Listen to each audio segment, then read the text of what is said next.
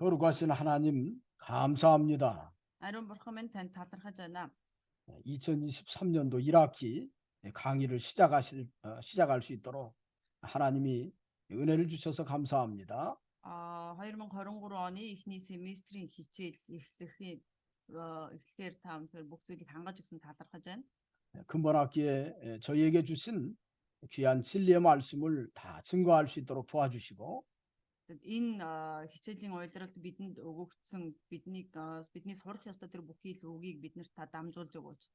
말씀을 듣는 모든 학생들이 그 말씀을 잘 깨닫고 또 그 말씀 안에서 하나님을 발견할 수 있도록 도와주시옵소서. Үгийг сонсож байгаа бүхий л оюутнууд тэр сонссон үгээ ойлгож бас тэр үгээс бурхан эзэн таныг улам илүү таньж мэдхэд таслаач. 우리의 사정을 아시는 하나님께서 근본에도 은혜로 함께 해 주시옵소서. Бидний нөхцөл байдлыг мэддэг бурхан эзэн та бидэнтэй хамт нэгүслэр хамт байж өгөөч.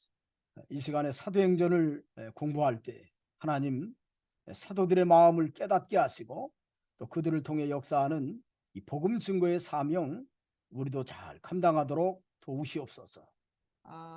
Үнэхээр элч нарын сайн мэдээ дамжуулж байсан тэр элч нарын зүрх сэтгэлийг бид нар ойлгож элч нарын зүрх сэтгэлтэй адилхан сэтгэлээр тэр сайн мэдээг дамжуулахад та бидэнд туслаач.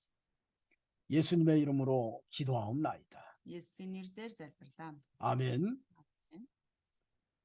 자, 우리 어떻게 겨울 동안 잘 지내셨지요? Бүгдээ өнгөрсөн өвлийг маш сайн үнэтэй давсан биз дээ.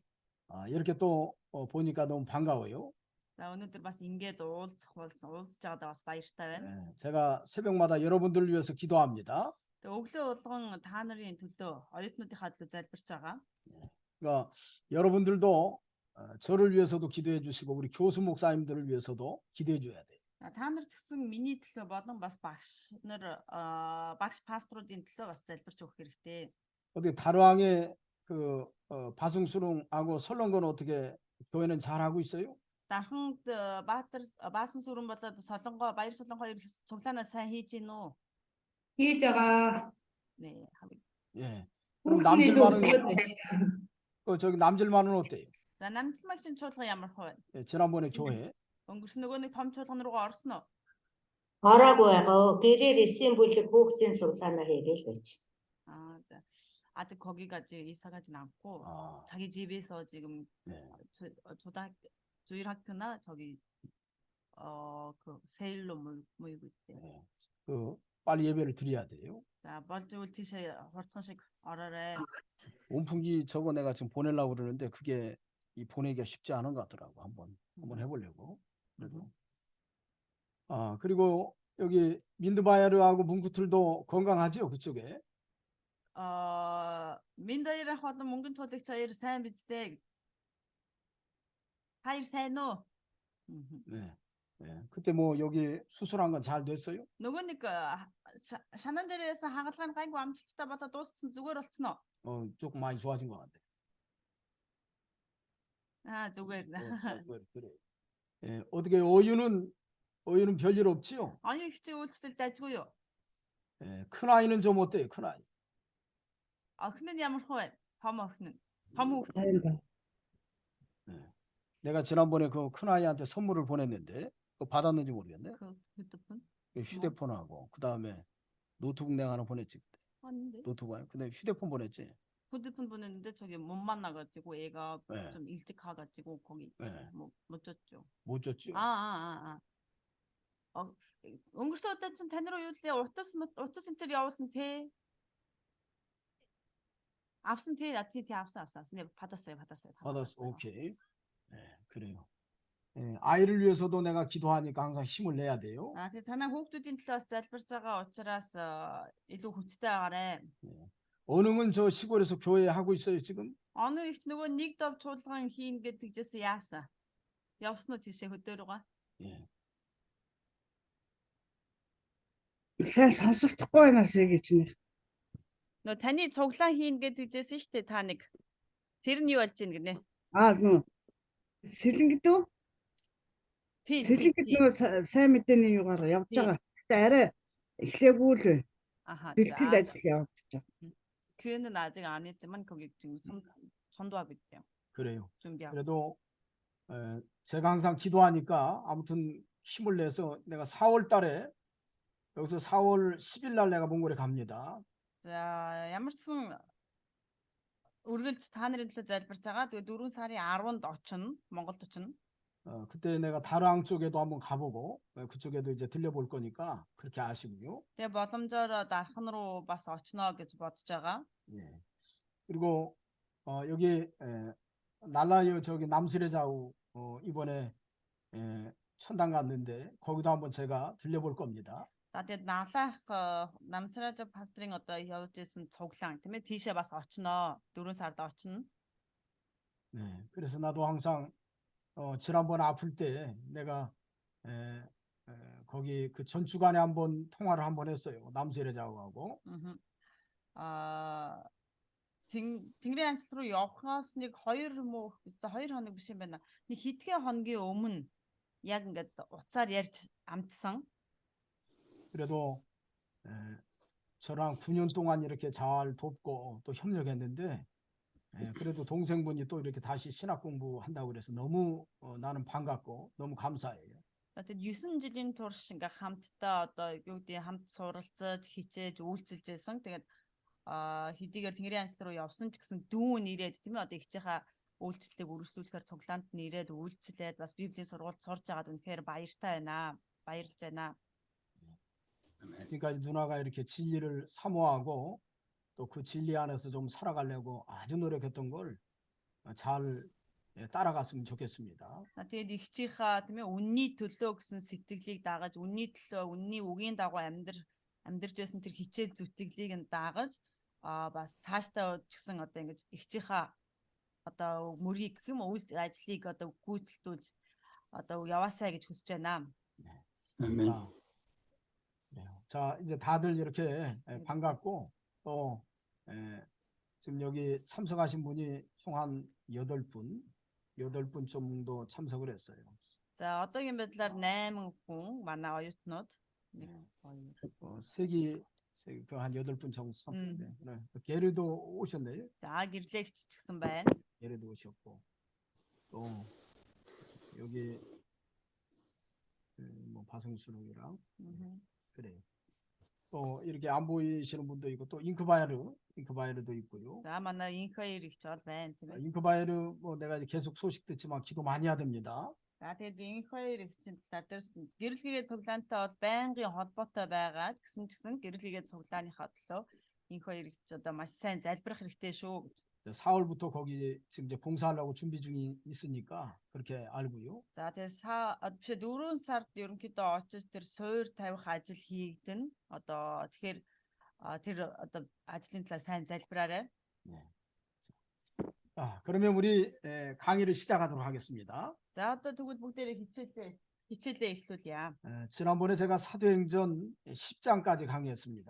За тэг өнгөрсөн удаа бид нэр үйлсийн 10 дугаар бүлэг хүртэл хичээлсэн байгаа. 오늘 우리가 11장부터 이렇게 말씀을 공부할 겁니다. За тэг өнөөдөр 11-р бүлгээс үргэлжлүүлнэ.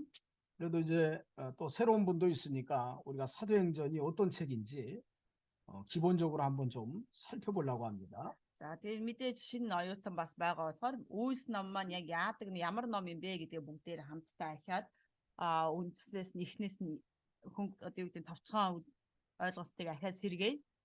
자, 사도행전은 저자가 누가입니다. За үйлс номын зохиогч нь гэх юм уу тийм ээ бичигч нь болохоор Луг.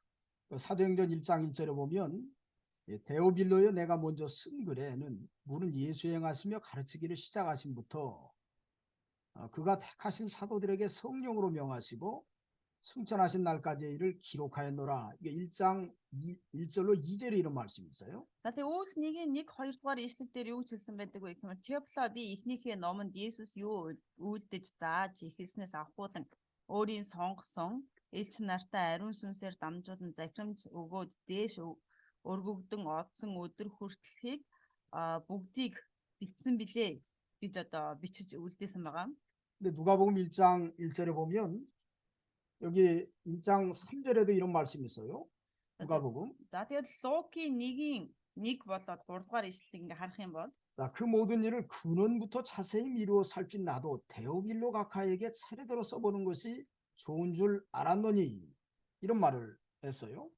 За тэгээ нэгийн 3 дугаар ишлэл дээрээс харах юм бол 3 дугаар ишлэл бүгдийг эхнээс нь нягтлан судалсан тул танд үүнийг дис дараалан бичиж өгөх нь надад бас зохистой санагдлаа. Эрхэм хүндэт Теофил минь ээ.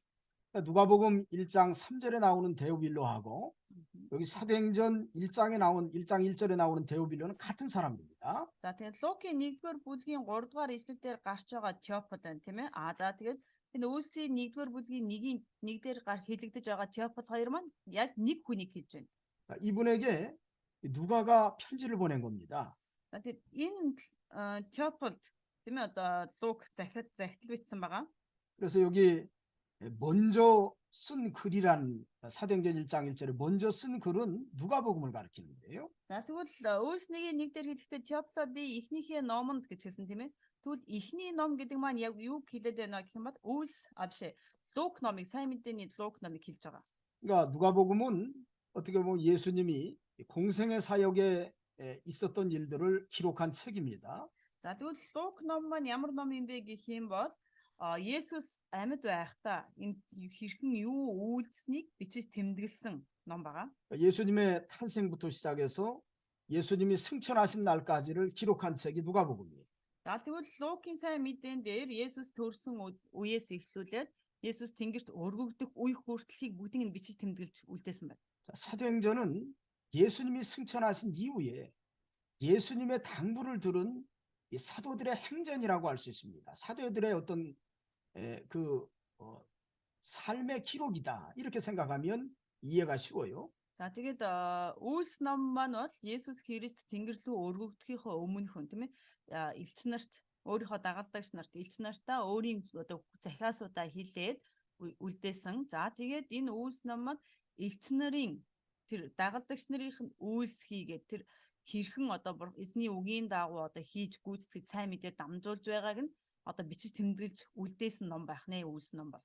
근데 특별히 사도행전에는 특징적인 사람이 한 6명이 기록이 되어 있어요. За тэгэд Үлс ном дээр онцгойлон гэх юм одоо тийм ээ 6 хүнийг маш тодорхой одоо татаж иш татан гэх юм оруулж бичсэн байгаа. 자, 사도들의 대표자로서 베드로하고 요한이 기록이 되어 있습니다. За мэдээж элч нарын төлөөлөл болж дагалдагч нарын гэх одоо төлөөлөл болж Петр, Иохан хоёр тэнцээ гардаг. 자, 3장까지는 베드로와 요한의 어떤 동역에서 이 안전뱅이를 일으키는 그런 모습이 기록이 되어 있지만 За 3 дугаар бүлэг дээр Петр болон одоо Иохан хоёр тийм ээ Петр болон Иохан хоёр тэр сумгаа өвчтөө нэгнийг хэрхэн одоо босгосон талаар одоо бич тэмдэглэсэн. 자, 11장까지는 거의 대부분이 이 베드로가 중심이 되어서 그가 사역했던 것이 기록이 되어 있어요. За тэгээд 11-р бүлэг хүртэл ерөнхийдөө 11-р бүлэг хүртэл Петр одоо Петрийг одоо голчлон одоо хэрхэн одоо сайн мэдээ дамжуулж үйлчилж байсныг нь одоо бич тэмдэглэсэн байна. 자, 8장에는 예루살렘의 핍박을 통해서 이렇게 이 초대교회 7 집사 가운데 하나는 빌립 집사가 등장합니다. За тэгээд 8 дугаар бүлэг дээр тийм ээ одоо юу гэдэг тэр Иерусалимд хавчлага бий болон тэр хавчлагаас би одоо болж тэр одоо хүмүүст харсан баг бөгөөд тэн дээр 8 дугаар бүлэг дээр Филипп үйлчлэгч гарч ирдэг байна. 자, 이 빌립 집사가 사마리아에 가서 복음을 전했던 내용. За Филипп үйлчлэгч Самарт очоод сайн мэдээ дамжуулж байгаа тэр хэрхэн дамжуулсан талаар одоо үйл явдал гардаг. 또 27절에는 8장 27절에는 에디오피아 여왕 그 네시 간다게에게 복음을 전하는 내용이 또 나와요. За тэгээд 8-27 дугаар ишлэлээс харах юм бол Этиопийн одоо хатан хааны одоо сан хөмөргийг хариуцсан тайганд тийм ээ хэрхэн сайн мэдээ түгээж байгаа бас гардаг. 그런가 하면 40절에는 블레셋 지방이라고 하는 구약시대 블레셋이라고 하는 지방 아스돗이라고 하는 곳에서 복음을 전하는 내용이 나옵니다. За тэгээд 8 дугаар бүлгийнхаа 40-р ишлэлээр харах юм бол тэр Филиппийн Азот хотод хэрхэн одоо сайн мэдээ түгээж байгаа нь хүртэл гардаг. 그러니까 요 세 사람 먼저 세 사람은 사도 베드로, 요한, 요 필립이라고 하는 사람의 사역이 거의 10장까지 이렇게 기록이 되어 있다고 보면 돼요. 11장까지. За тэгээд харах юм бол 1-р бүлгээс хойш харах юм бол одоо энэ 11-р бүлэг хүртэл Петр, Иохан, Филипп 3-ын одоо үйлчлэлийн талаар одоо хэрхэн сайн мэдээ түгээж байсан талаар одоо гарч бичиж тэмдэглэсэн байгаа. 그리고 이제 후반부에 가서는 이제 9장에서 등장하는 사도 바울이죠. 그 전에 사울이라고 하는 사람, 예수님을 핍박하다가 변화된 사울이 등장합니다. За тэгэд 9-р бүлгээс эхлээд өмнө нь тийм ээ одоо Есүс Христэд итгэдэг итгэгч нарыг хэрхэн хавчиж тийм ээ яавал одоо энэ хүмүүсийг хавчиж чадах болох вэ гэдэг талаар одоо маш их хавчдаг байсан Саул одоо бол одоо Илч Паул болсон байгаа тийм ээ Саул одоо гарч эхэлдэг 9-р бүлгээс. 그리고 11장 후반부에 등장하는 바나바라는 사람입니다. За тэгэд 11-р бүлгийн төгсгөл хэсэг Барнаб гэж бас одоо хүн гарч ирнэ. 자, 요 두 분의 그 사역 어찌 보면 두 분의 사역 지나오면서 나중에 거기에 동역하는 실라라든지 디모데라든지 누가가 등장을 합니다.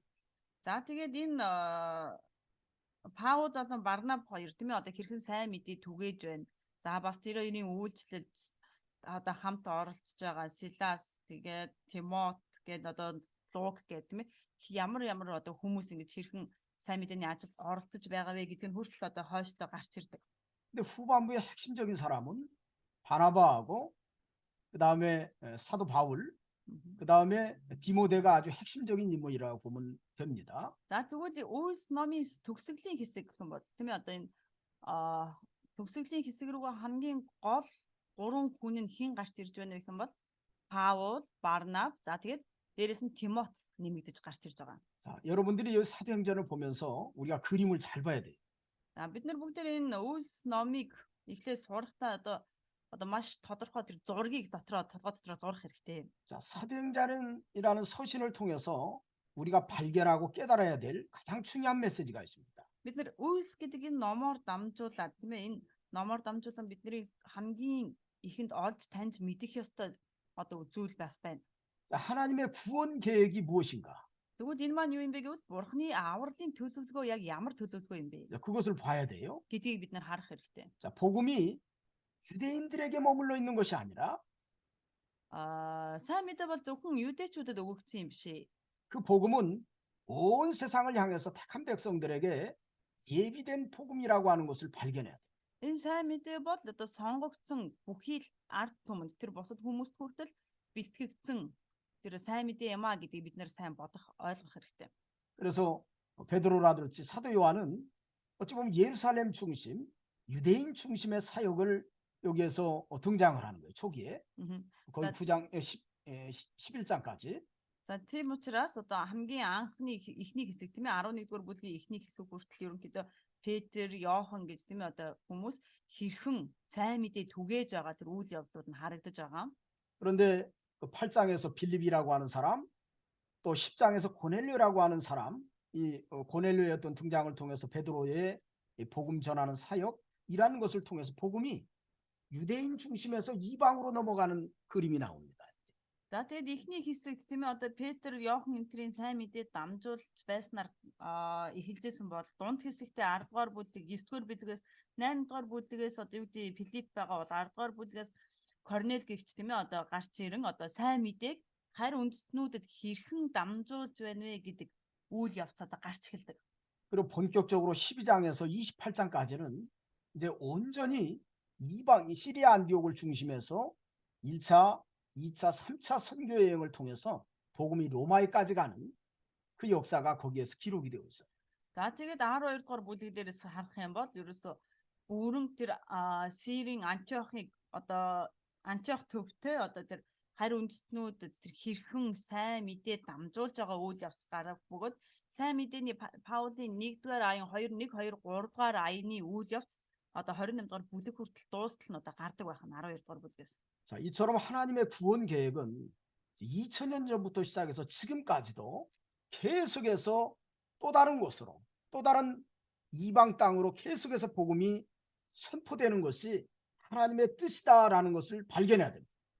Тэгвэл үнэхээр тэр Бурхны сайн мэдээ, Бурхны тэр авралын төлөвлөгөө нь 2000 жилийн өмнөөс хүртэл тийм ээ одоо эхлээд өнөөдрийг хүртэл үргэлжлэж байгаа бөгөөд энэ нь Бурхны сонгосон хүмүүст энэ одоо юу гэдэг дамжуулах нь түгээх нь одоо бурхны төлөвлөгөө юм аа, бурхны хүсэл юм аа гэдгийг бид нар маш сайн санах хэрэгтэй. 그래서 사도행전의 주제를 일반적으로 전도라고 하는 전도. За тийм учраас Үйлс номын сэдвийг бол ерөнхийд нь бол ингээд харах юм бол сайн мэдээ түгээх гэж 또 нэрлэж болж байгаа. 어떤 학자는 그렇게도 말해요. 성령의 역사를 통한 복음 행전이다. 그렇게도 표현합니다. За зарим эрдэмтэд болохоор юу гэж хэлдэг вэ гэвэл ариун сүнсний үйл явдлаар үйл одоо юу гэдэг ариун сүнсний тусламжтайгаар тусламжтайгаар сайн мэдээний одоо үйл явц, сайн мэдээ түгээгдэж буй үйл явц гэж зарим хүмүүс хэлдэг байгаа. 복음 행전이라는 말은 성령의 역사를 통해서 이 복음의 역사가 계속해서 다른 곳으로 전파되어 나가는 모습을 기록한 책이다. 이렇게 표현합니다. Тэгвэл ариун сүнсний тусламжтайгаар дамжуулан тийм ээ сайн мэдээг одоо үргэлжлүүлэн тарааж түгээж байгаа үйл явц гэж хэлж байгаа. 자, 그래서 이 사도행전은 누가를 통해서 복음이 어떤 복음의 사역 어찌 보면 누가복음은 예수님의 탄생부터 시작해서 승천하실 때까지의 기록, 또 사도행전은 승천하신 이후부터 복음이 로마에까지 전파되는 그 기록이 어찌 보면 기록이 되어 있습니다. За тэгвэл Лукийн хоёр номыг харах юм бол нэг нь болохоор Есүс Христ төрснөөс Есүс Христ нас ороод тэгээд дахин амьдаад Тэнгэрт өргөгдөх хүртэл үйл явц байгаа бол нэгдүгээр ном тийм ээ. Хоёрдугаар ном нь Есүс өргөгдөж явснаас хойш тийм ээ элчнэр хэрхэн сайн мэдээ түгээж энэ Ромд хүртэл энэ хариу үндэстнүүд хүртэл одоо сайн мэдээ түгээгдэж байгаа тэр үйл явц одоо гарч бичиж тэмдэглэгдсэн байна. 그것을 이 데오빌로라고 하는 사람에게 보냈어요. За тэгээд үүнийгээ Теофил гэдэг хүнд одоо бичиж тэмдэглэсэн үлдээсэн байна. 자, 이 데오라는 단어는 우리가 아는 것처럼 데오라는 단어는 하나님. 어찌 보면 일반적으로 상당히 높은 위치에 있는 사람에게 특별한 그런 이름이 붙어 있다고 볼 수 있어요. За Теофилийн Тео гэдэг нь болохоор юу гэсэн үг вэ гэх юм бол одоо өндөр байр суурьнд байдаг тийм ээ одоо ийм өндөр байр суурьны тэр зэргийг нь илэрхийлдэг одоо нэг ёсны одоо нэршил гэж ойлгож болно.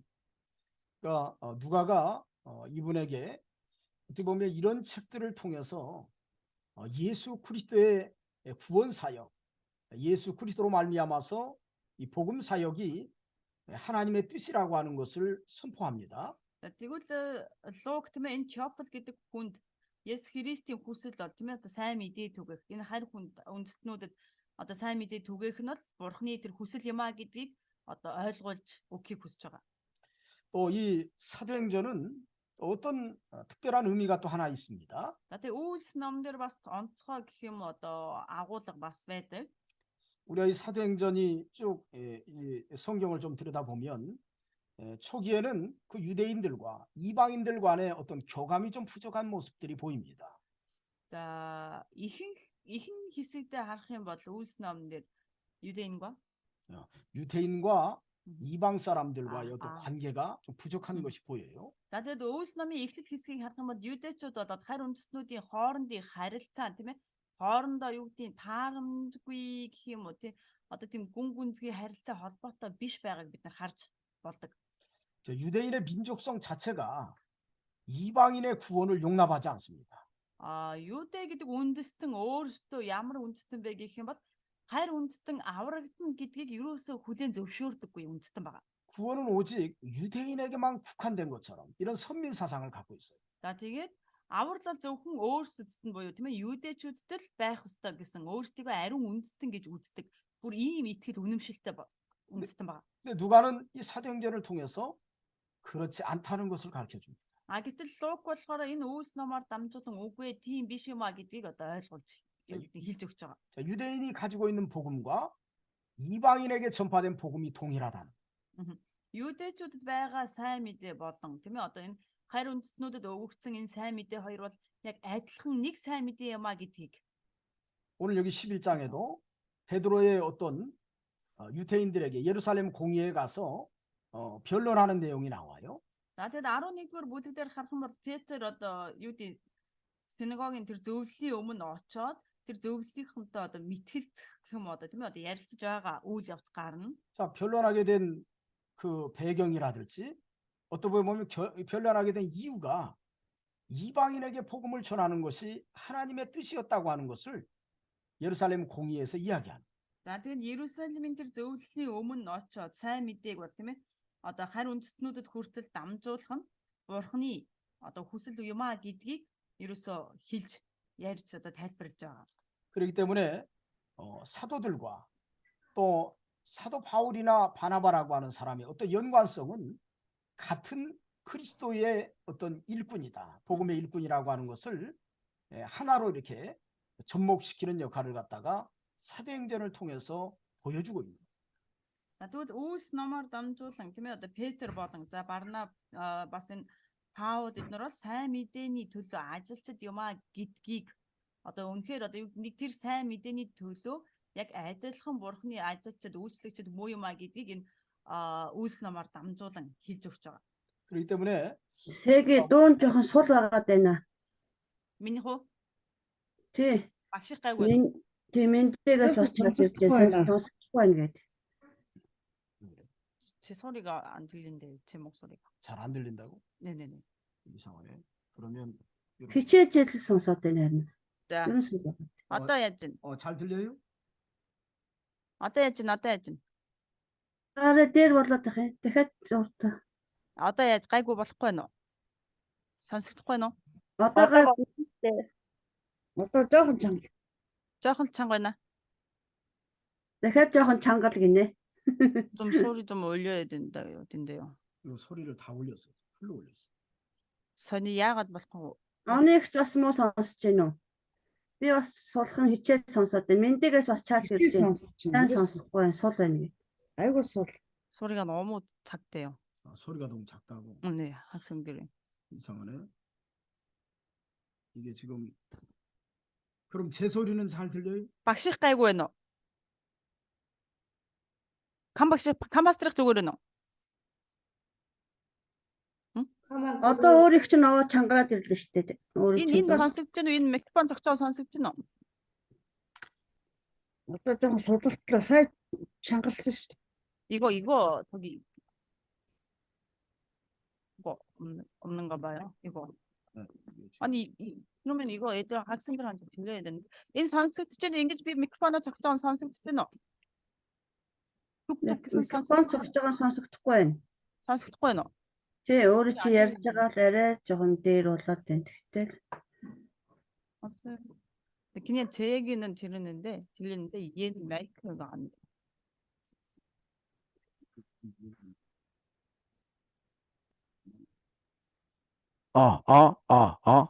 굉장히 잘 들리는데. 아니, 이거 말고 그냥 목사님이 소리가 여기 노트북으로 들어가는 거예요. 우리 소리가. 그래요? 네, 그런 것 같아요. 그래, 그럼 어떻게 한번 제가 한번 좀 한번 빼볼게요. 제가 볼 때 잘해. 자, 한번 좀 빼보고. 어디 잘 들립니까? Одоо багших сайн сонсог. миний багшийн дуу чангалсан сая. 잘 들려요? Багших зүгээр. Багших чангарчлаа. Сэгээ дууртаа. Сэгээ бүр дуулахгүй. 지금 여기. Цэги бүр таг. Багших чангараа сэгийгийнх дуултахаар байлаа. 이상하네. 왜 그러냐면 이게 지금 그냥 들어가는 건데 지금 이런 상태에서. 이게 지금 지금 마이크를 이게 지금 빼버렸는데. 여기 문제도 많다. 그러면은 그걸 한번 켜봐줘. 네. 그러면은 저쪽에 그 기존의 노트북 있지? 그 통역할 때는 저 노트북으로 하지. 책이 거. 네. 그거 가지고 와야 돼. 그렇지, 그렇게. 그러면 지금 Цэги зүгээр. 요건 그냥 다 그렇지. 자, 어따비 선숙지 너. Дахиад дууртаа. 비 베노 선숙지 너. Сонсогдчиход байна. ямар хайш. Орж ирж байна. 조금은. Жоохон судалт байна. Гэхдээ одоо яах вэ? 그러게요. Ягаад харин сонсогдохгүй байгаа юм болоо? 음, Байна уу, байна уу? Надад бол сонсогдож байна. Нөгөө чихвч хийцэн болохоор илүү Чивч хийсэн болохоор Аа, тийм ноутбуктэй байна. уцтай хүмүүс болохоор нөгөө нэг шууд Яа. юугаараа сонсож байгаа болохоор сайн сонсогдохгүй байгаа хаа. Одоо арай гайгүй болчихлоо. Одоо амар чанга биш байна уу? Одоо чангараад ирлээ шүү дээ. Дахиад яар. 시작. За үргэлжлүүлье. 그래서 여기 우리가 사도행전은 어찌 보면 이방인과 유대인의 복음이 하나라고 하는 것을 증명하는 귀한 서신이라고 할 수 있어요. За тэгвэл Үйлс ном нь бол ерөөсөө энэ юудэчүүдийн сайн мэдээ гэж тийм үү? Юудэчүүдийн итгэдэг сайн мэдээ. За хариу үндэстнүүдийн итгэдэг сайн мэдээ хоёр маань нэг юмаа адилхан нэг л сайн мэдээг хэлж байгаамаа гэдгийг л одоо хэлж өгч байгаа ном байх нь Үйлс ном маань. 그리고 이것은 어디에서 기록됐냐면 기록한 장소는 로마라고 할 수 있습니다. За тэгээд Үйлс номыг хаана ямар газар бичсэн бэ гэх юм бол Ромд бичсэн баг. 왜냐하면 사도 바울이 로마 옥중에서 2년간 전도한 일까지 기록이 되어 있어요. За тэгээд эндээс харах юм бол Илч Паул Ромын шоронд байхдаа 2 жилийн турш одоо сайн мэдээ түгээж байсан нь хүртэл одоо бичиж тэмдэглэгдсэн байдаг. 그 이후에 사도 바울이 로마에서 재판받은 거라든지 또 이렇게 순교하는 내용이 기록되지 않은 거 보니까 분명히 이 기록한 장소는 로마에서 사도 바울의 사역 한 2년 전까지 있다가 그 중심에 기록했다 이렇게 볼 수 있습니다.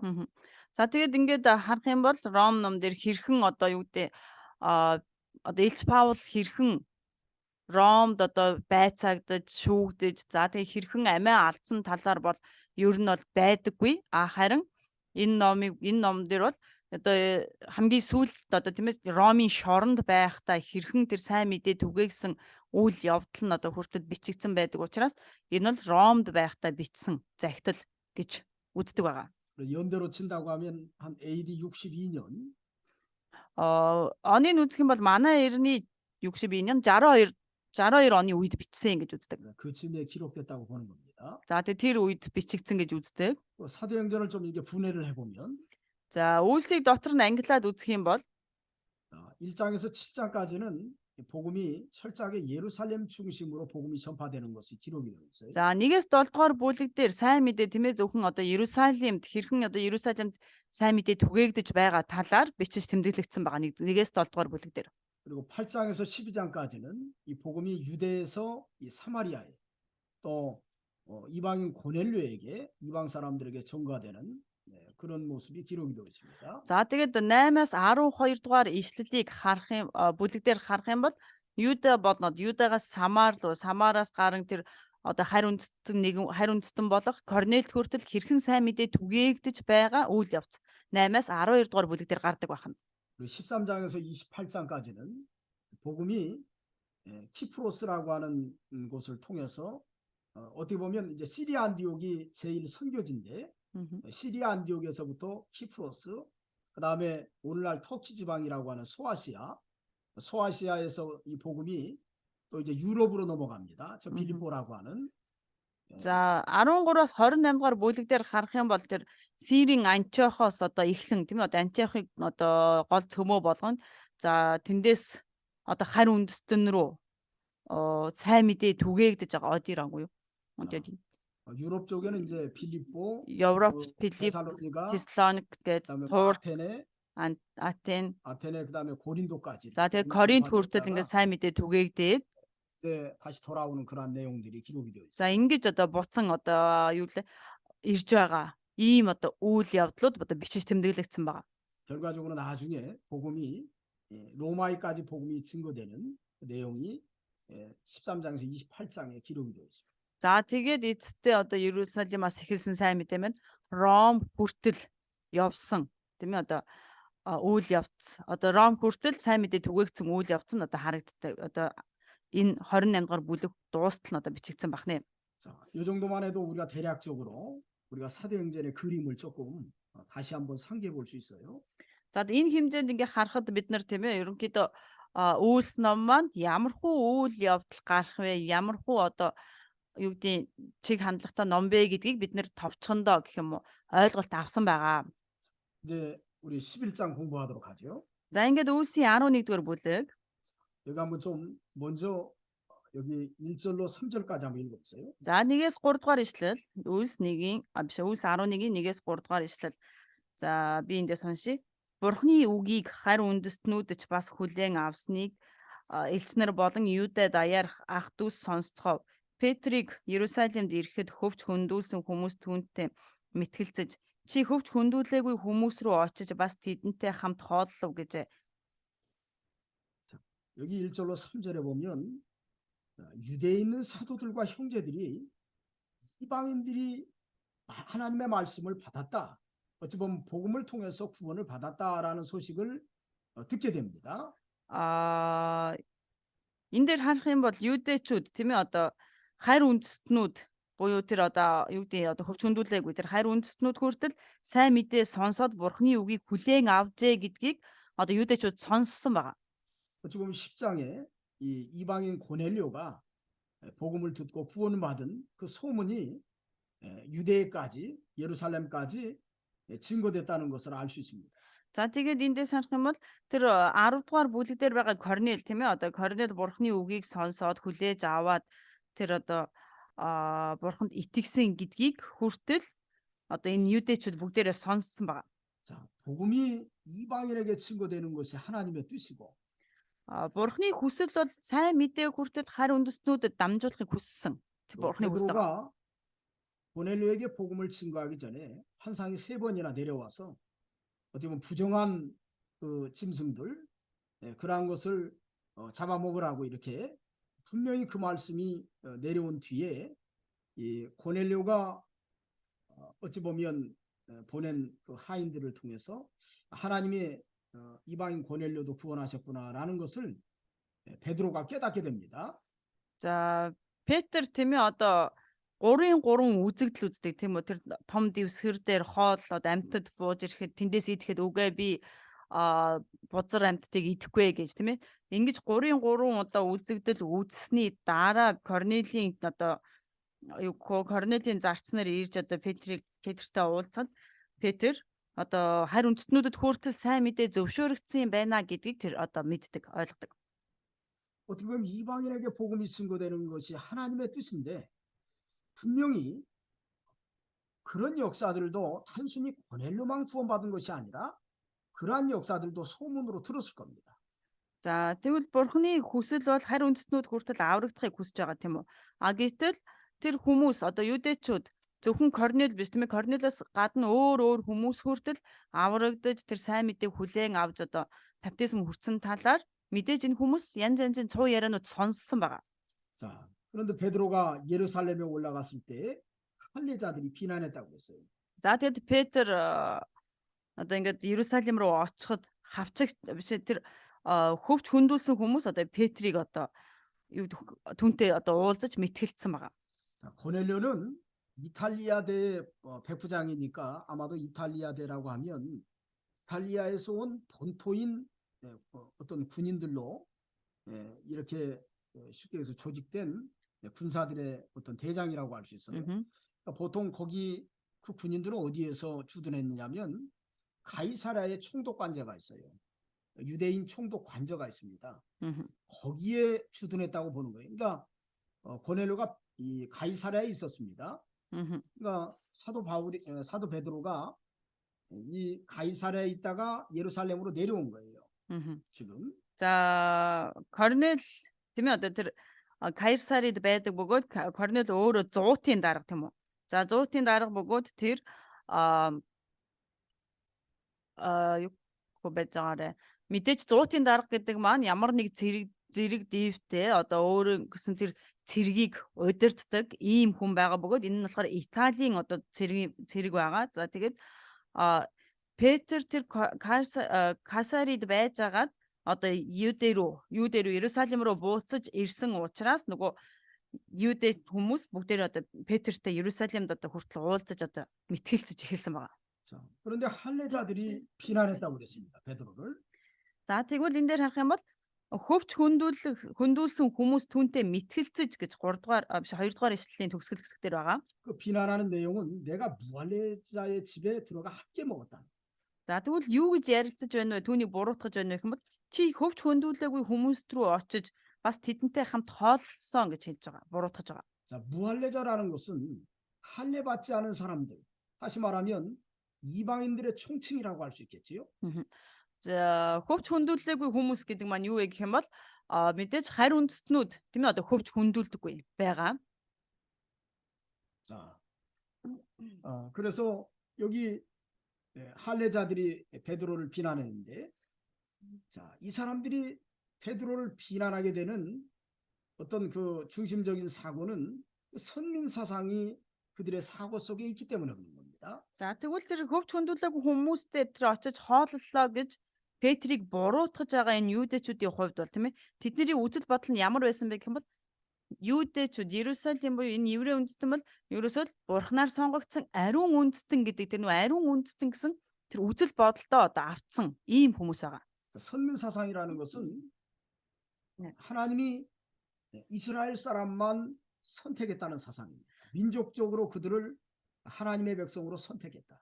За тэгвэл ариун үндэстэн гэдэг нь юу хэлээд байна гэх юм бол үндэстнийх нь хувьд тийм ээ одоо бурхан зөвхөн тэр Израильчуудыг юудэчүүдийг сонгосон гэсэн тэр одоо зөвхөн манай үндэстэн л ариун үндэстэн бөгөөд бурхан зөвхөн биднийг л аварна гэсэн тэр үзэл бодолтой тийм итгэлтэй одоо хүмүүс байгаа гэсэн. 근데 그들이 어리석은 것은 또 그들이 교만한 것은 하나님이 왜 그들을 선택했는지 그 선택하신 목적을 깨닫지 못했습니다. За тэгвэл тэдний одоо юу гэдэг ойлгоогүй зүйл нь юу вэ гэвэл тэд яагаад бурхан өөрсдийг нь сонгосон юм тийм үү? Яагаад энэ зорилгын төлөө одоо сайн мэдээний төлөө энэ үндэстнийг сонгосон бэ гэдэг тэр зорилгыг ерөөсөө ойлгоогүй байгаа. 하나님이 창세기 10장부터 이렇게 아브라함을 불러서 그에게 축복하실 때 무엇이라고 축복했느냐면 За тэгээд 12 эхлэлийн 12 дугаар бүлэг дээр харах юм бол бурхан Авраамыг дуудаад түүнийг өрөөхтэй юу гэж өрөөж байсан бэ гэвэл 창세기 15장에 보면 하늘의 무뼈를 바라보라고 하시면서 내 자손이 이와 같이 많을 것이라고 약속합니다. за түүнийг 12 дугаар бүлэг дээр дуудаад 15 дугаар бүлэг дээр одоо Авраамыг тийм ээ дуудаж гаргаж ирээд шүүн Тэнгэрийн одыг хар чиний үр удам тийм ээ Тэнгэрийн од шиг юм олон болно гэж хэлдэг байгаа. 또 천하 만민이 너로 말미암아 구원을 받을 것이라고 해요. За тэгээд бүх үндэстэн чамаар дамжуулан өрөөгдөх болно гэж бас одоо бурхан амлдаг түүнд. 그러면서 아브라함에게 너는 복의 근원이 될 것이다. За тэгээд Авраамыг чи бол өрөөлийн үндэс болно гэсэн. 자, 아브라함의 후손이 하늘의 별과 같이 많다고 할 때 그 후손들은 혈통적인 아브라함의 후손을 얘기하는 게 아닙니다. За тэгвэл Авраамын үр удам тийм ээ одоо Тэнгэрийн од шиг их болно гэдэг нь хэлэх юм бол ерөнхийдөө зөвхөн Авраамын тэр цусан удмыг л хэлээд байгаа юм биш ээ. Цусан одоо төрлийг тийм ээ одоо тэр удмыг нь хэлж байгаа биш. 지난번 우리가 로마서 강의할 때도 그렇지만 사도 바울이 표면적 유대인이 유대인이 아니요 필면적인 유대인이 유대인이라는 말을 합니다. За тэгээд бид нэр өмнө нь тэр Ром ном дээр сурсан байгаа. Нөө гаднах талаасаа тийм ээ юудэ хүн бол тэр жинхэнэ юудэ хүн биш ээ. Харин дотор талдаа одоо тэр жинхэнэ юудэ хүн байх юм бол энэ хүн бол одоо юудэ хүн мөн гэж хэлсэн. 또 육신의 혈통적으로 또 민족적으로 유태인이 정말 하나님이 보시는 유태인이 아니라 아브라함의 신앙을 가지고 있는 사람이 진정한 유태인이라는 말이에요. За тэгвэл энэ маань юу гэсэн үг юм бэ гэх юм бол тийм ээ Авраамийн одоо цусан одоо холбоотой байлаа гэдэг. Авраамийн цусан одоо холбоотой байлаа гэдэг энэ хүн бол юудэ жинхэнэ тэр юудэ хүн бол биш ээ. Харин энэ жинхэнэ юудэ хүн нь ямар байх юм бэ гэх юм бол Авраамийн тэр итгэлийг өвлөн авсан энэ хүн бол жинхэнэ юудэ хүн мөн гэж хэлж байгаа. 자, 그런데 여기 할례당 여기 쉽게 얘기하면 유대인 할례자들이 베드로를 비난하는 것은 그들이 진정으로 그러한 바른 믿음을 소유하지 못했다라고 하는 것을 우리가 알 수 있는 겁니다. За тэндээс харах юм бол одоо бид нар хөвч хөндүүлэгч хүмүүс тийм ээ одоо хөвч хөндүүлсэн хүмүүс одоо Петрийг буруутгаж байгаа нь бол одоо жинхэнэ одоо бүр одоо юу гэдэг хөвч хөндөлтийг эрхэмлдэг хүмүүс байна, баримталдаг хүмүүс байна гэж бид нар харж болно. 그래서 하나님이 그들을 민족적으로 선택한 것은 그들에게 그 하나님의 은혜를 가지고 또 다른 이방인들에게 복음을 증거해서 그들을 구원하라는 하나님의 뜻이 있었습니다. За тэгвэл бурхан тэр үндэстнийх нь хувьд тийм ээ одоо еврейчүүдийг одоо юу гэдэг одоо сонгосон нь үндэстнүүдийнхаа хувьд тэд нар бүгдээр бурхнаас авсан ивэл нэгүслээр тийм ээ харин үндэстнүүдэд хүртэл сайн мэдээ дамжуулаа гэсэн бурхны хүсэл байсан байна.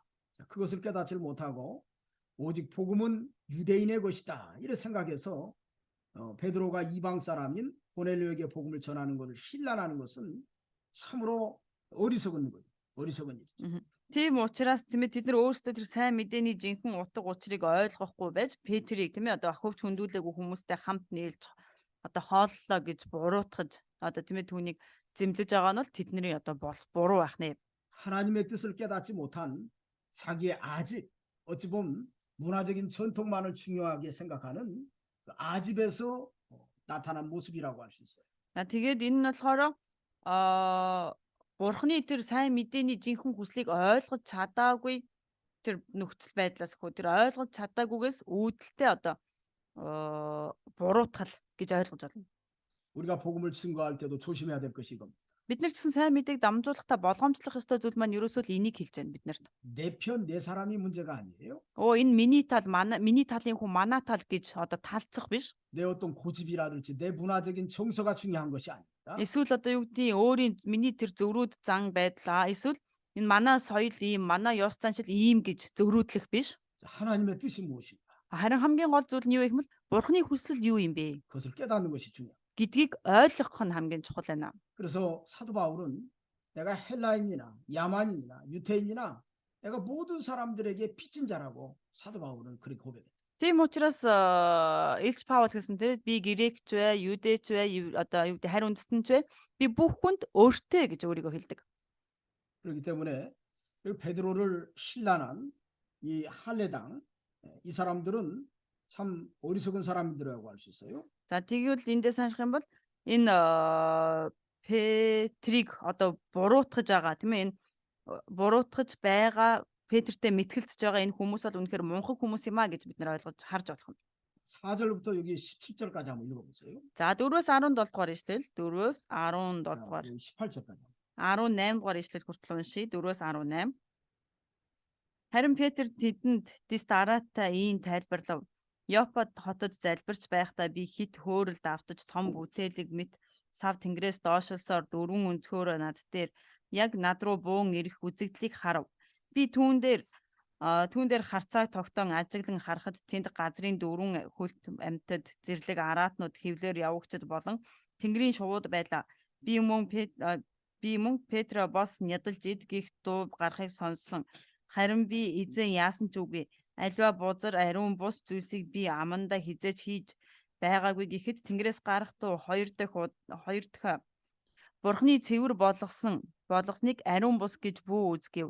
Энэ нь 3 дахин давтагдсан бөгөөд бүгд тэнгэрөөд буцаад өргөгдсөн. Гэтэл тэр үед миний сууж байсан айлын үүдэнд 3 хүн ирсэн нь Кайсариас над руу илгээгдсэн хүмүүс аж. Эргэлзээгүйгээр тэдэнтэй явахыг сүнс надад хэлсэн юм. Надтай хамт эдгээр 6 ах トゥ явсан бөгөөд бид ч тэр хүний герт очив. Тэрээр герт нь тэнгэр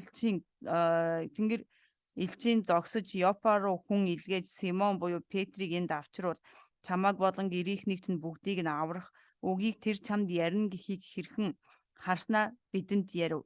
Намайг ярьж эхлэхэд анх бидэн дээр ариун сүнс буусанчлан тэдэн дээр бас буулаа. Тэгэхэд би Иохан усаар баптизм хүртээсэн бол харин та нар ариун сүнсээр баптизм хүртэх болно гэсэн эзний үгийг санав. Эзэн Есүс Христэд итгэсний дараа бидэнд өгөгдсөний адил бэлгийг хэрв Бурхан тэдэнд өгч байгаа бол Бурханд саад болж чадах би гихч хэн билээ гэв. Тэд үүнийг сонсоод дуугүй болж Бурханыг алдаршуулан ам өгөх гимслийг Бурхан бас харь үндэстнүүдэд сойрхжээ гэцгээв. 여기 18절까지 보면 우리가 10장의 내용을 읽어보면 금방 이해가 됩니다. За 18 дугаар ишлэл хүртэлх одоо ишлэлийг ингээ харах юм бол бидний 10 дугаар бүлгийг тийм ээ бид нар маш амархан гяс ойлгочихж байгаа. 베드로가 이방인 고넬료에게 가서 복음을 전하고 그가 구원받도록 인도했던 것은 두 가지의 모습으로 그가 하나님을 순종했다고 하는 걸 증명을 합니다. За тэгвэл Петр тийм ээ одоо харь үндэстэн болох Корнелийн очиж сайн мэдээ дамжуулан тийм Корнелийн гэр бүл болон тэндээс хүмүүс аврагдах болсон одоо нөхцөл байдлыг хоёр зүйлээс бид нэрэндээс харж болно. 자, 첫째는 하나님의 인도를 따라갔다는 거예요. За нэгдүгээрт нь тэр Бурхны удирдлагыг дагсан байна. 자, 여기 사도 베드로가 이 고넬료의 집을 방문하게 된 어떤 배경, 이제, 그런 배경이 여기 그가 요파시에서 기도할 때 황홀한 중에 환상을 보았다는 거. За тэгвэл тэр Корнелийн герт очих болсон үйл явдал нь одоо энэ дээр харагдаж байгаа. Тэр 5 дугаар эшлэлээр харах юм бол Япа хотод залбирч байхад хит хөөрөл давтан тэр том үзэгдэл одоо үзсэн гэж нэг үзэгдэл үзсэн гэж хэлж байгаа. 그 환상을 보니까 큰 보자기 같은 그릇이 네 귀에 매여서 하늘로부터 내려 내 앞에까지 드리워졌다고 그랬어요. Заадсан тэр үзэгдэл дээр юу яж байна вэ гэх юм бол том бүтээлэг мэт сав тэнгэрээс доошлсоор дөрвөн өнцгөрөө яг над руу бууж ирэх үзэгдлийг харав гэж хэлсэн байна. 4-р 5-р эшлэл дээр. 자, 그 안에 보니까 네 발 가진 것, 들짐승, 기는 것, 공중에 나는 것들. 그런데 이게 레위기 11장에 나오는 이제 부정한 것들이 거기에 다 들어 있었던 겁니다. За тэгээд 6-р эшлэл дээр харах юм бол хэлж байна. Би түүн дээр харцаа тогтоон ажиглан харахад тэнд газрын дөрвөн хөлтэй амьтад зэрлэг араатнууд хевлэр явагчд болон тэнгэрийн шууд байлаа гэд. За тэгвэл энэ маань үл Левит ном дээр байдаг одоо идэж үл болох одоо хоригдсон тийм ээ бузар хүнснүүд бузар одоо амьтад энэ дээр байсан байгаа. 자, 그러면서 하늘로부터 음성이 들리고 일어나 잡아먹으라고 얘기했어요. 그걸. За гítэл тэнгэрээс дуу гарсан байна тийм ээ Петрэ бос ядалж ид гих дуу гарсан байгаа. 8절에 보면 베드로가 그 얘기합니다. 주님 그럴 수 없나이다. 속되거나 깨끗하지 아니한 것은 결코 내 입에 들어간 일이 없나이다. 이게 베드로가 이렇게 고백했다는 거예요. За тэгсэн 8 дугаар ишлэл дээр юу гэж хэлсэн бэ гэх юм бол эзэн яасан ч үгүй аливаа бузар ариун бус зүйлийг би аманда хизээж хийж байгаагүй гэж хэлсэн байгаа. 다시 말하면 사도 베드로가 고넬료의 집에 가서 복음을 증거된 것은 어떻게 보면 결과적으로 보면 자신의 의지와는 전혀 상관이 없는 어찌 보면 하나님의 인도와 섭리를 따라갔다고 하는 것을 증거하는 겁니다. За тэгвэл эндээс харах юм бол одоо тэр Корнелийн герт очих болсон шалтгаан нь тийм үү өөрийнх нь сонголтоос шалтгаалсан юм бол биш ээ. Харин тэр Бурхны хүслийн дагуу би одоо Бурхны хүслээр тэр Корнелинд очсон юм а гэдгийг одоо ингэж тайлбарлаж хэлж өгч байгаа. 자, 자신의 의지는 뭐죠? За тэгвэл өөрийнх нь сонголт нь юу байсан юм бэ? 자, 부정한 것을 먹을 수 없어요. Тэр бол өөрийн сонголтоо харах юм бол тэр одоо бузар амьтныг бол идэхгүй тийм ээ идэж чадахгүй гэсэн байгаа идэхгүй гэсэн байгаа. 그는 오래전부터 자기가 가지고 있던 문화적인 성격이지만 자신의 신앙입니다. За хэдийгээр тэр тийм ээ одоо дээр үеэс аль өвөг дээдсээс нь хойш уламжилж ирсэн ёс боловч нэг ёсны энэ маань бас өөрийнх нь итгэл байгаа. 근데 자신이 이방인에게 가서 복음을 증거하게 된 것은 이런 환상을 통해서 하나님이 무엇이라고 말씀했냐면 잡아먹으라고 얘기하는 거예요. 계속해서. За тэгвэл тэр өөрөө тийм ээ одоо хэдийгээр одоо хүсээгүй ч гэсэн тэр Корнелийн дочсон гэтэл Петрийн нөхцөл байдлыг харах юм бол тэр хүсэхгүй байгаа зүйлээ хийхгүй байсан тийм үү? Одоо түүнийг хэд удаа барьж ийдэнд одоо түүнийг нядалж ийд гэж бурхан хэлсэн ч гэсэн тэр идээгүй. 근데 그 일이 두 번째, 세 번째 있습니다.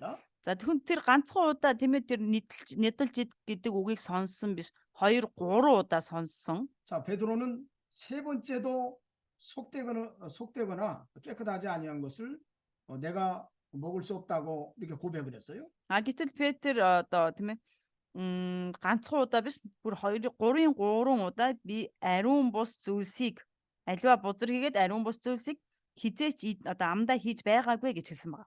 자, 그럴 때 하나님이 분명히 말씀합니다. 하나님이 깨끗하게 하신 것을 내가 속되다 하지 말라고 얘기합니다.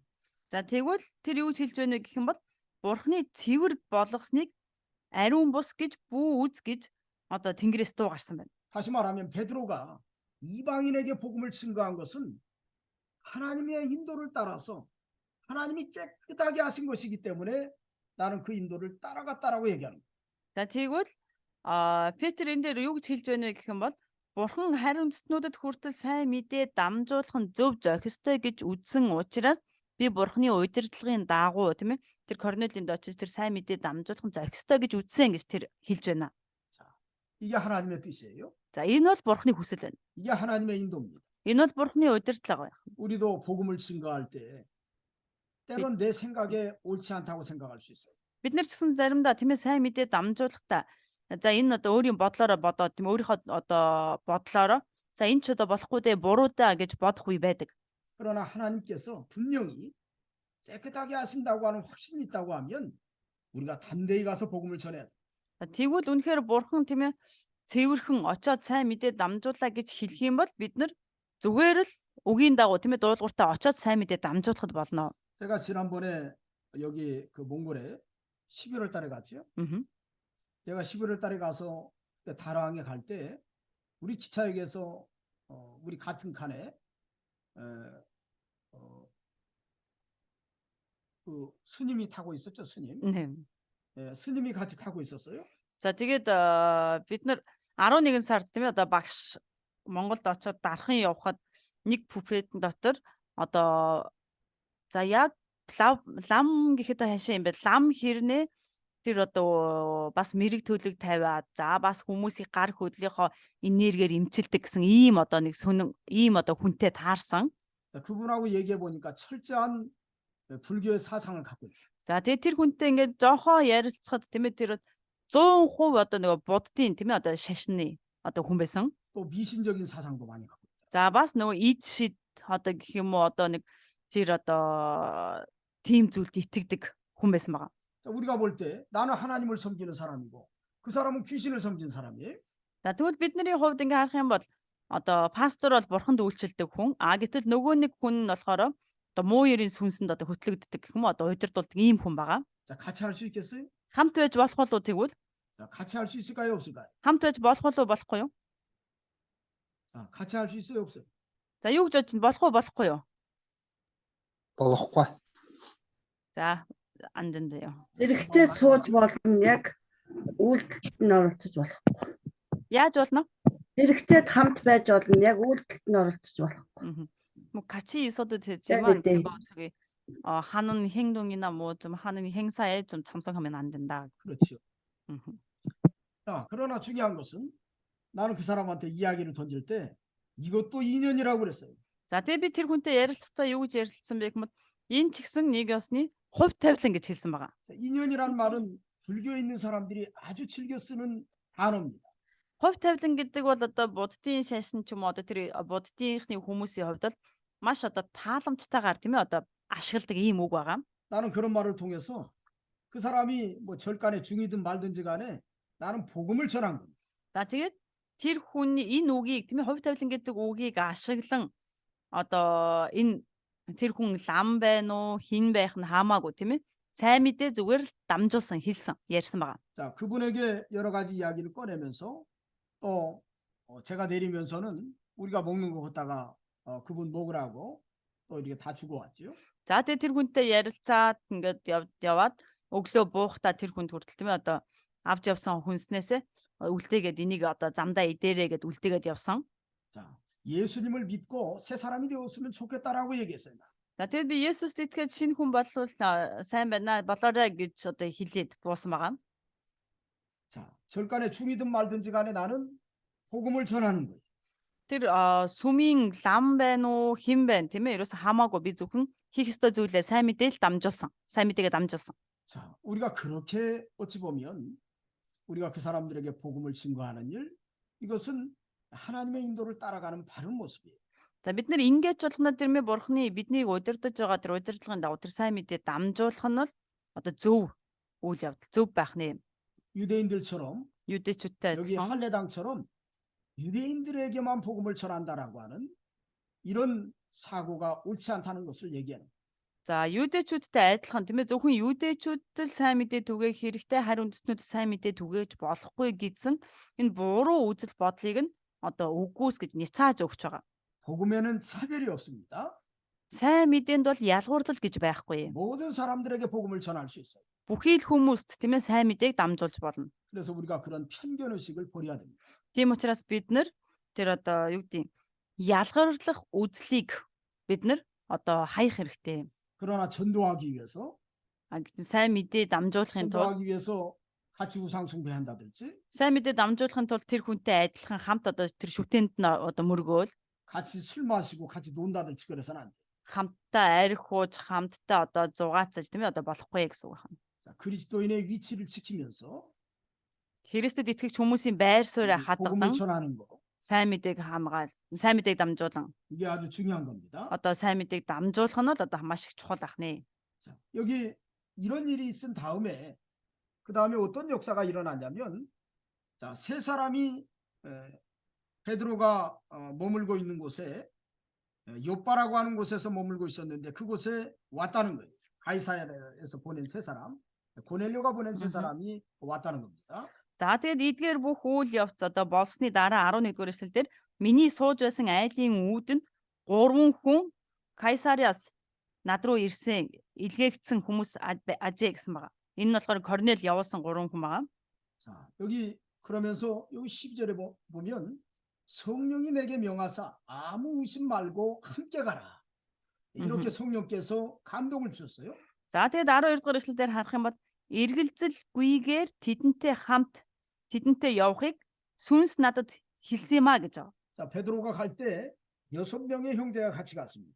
За Петр явахдаа ганцаараа яваагүй тийм ээ одоо 6 хүнтэй явсан байгаа. 그러니까 다시 말하면 유대인들 총 7명이 거기 같이 갔다는 걸 알 수 있어요. За тэгээд эндээс харах юм бол Юудэ 7 хүн тэр Корнелийн очсон юм байна гэдгийг харж байна. 자, 그러니까 베드로가 내가 이방인에게 복음을 전하는 것은 두 번째 이유가 뭐냐면 성령께서 인도하는 대로 따라갔다는 거예요. За тэгвэл хоёр дахь шалтгаан нь тийм ээ одоо тэр харь үндэстэй хүнд тийм ээ харь үндэстэй хүнд сайн мэдээ түгээх болсон хоёр дахь шалтгаан нь юу вэ гэвэл ариун сүнс хэрхэн хөтөлж удирдсан тэр ариун сүнсний удирдлагын дагуу тэр хийсэн гэдэг хэлж байгаа. 자, 성령의 인도를 따라서 그에게 나아가서 복음을 전했다.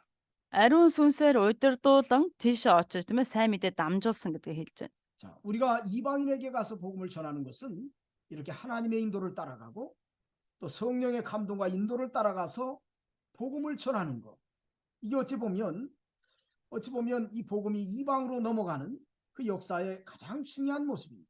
За тэгвэл энэ дээр харах юм бол тэр ариун сүнсээр хөтлүүлэн тийм ээ ариун сүнсээр удирдуулан харь үндэстнүүдэд сайн мэдээ түгээж байгаа нь тэр сайн мэдээ зөвхөн юудэчүүдэд өгөгдсөн биш.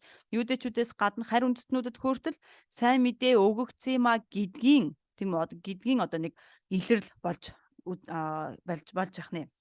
또 고넬료가 이 베드로와 6사람이 그곳에 도착했을 때 자기가 왜 베드로에게 사람을 보냈는지 다 설명을 했습니다. За тэгээд Корнелинд Петр болоод тэр бусад 6 юудэ хүн очсны дараа Корнел яагаад Петр рүү тэр 3 хүн явуулах болсноо одоо хэлж байгаа.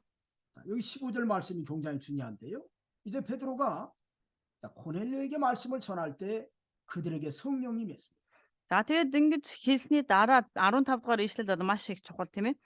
Ингэж Корнел ярьсны дараа Петр тэр хүмүүст сайн мэдээ дамжуулах үед тэр хүмүүстээр хүртэл ариун сүнс буусан гэж хэлж байгаа. 자, 성령이 맺다는 뜻이 무슨 뜻일까요? Ариун сүнс буусан гэдэг маань юу гэсэн үг юм бэ? 성령은 아무한테나 임하나요? Ариун сүнс хамаагүй хинт ч хамаагүй буудаг юм уу? 자, 여러분들도 성령의 역사로 말미암아서 중생했지.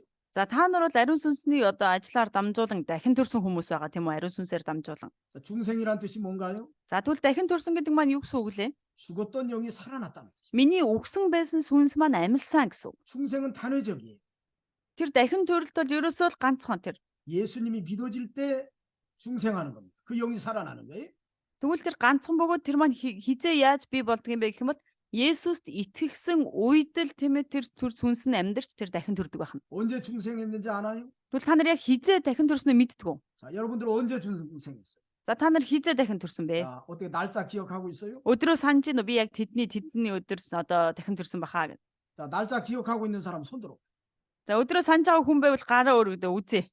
자, 날짜 기억하고. За өдрөө санаж байгаа хүн байна уу? 손 들어도 괜찮아. 빨리빨리 손 들어.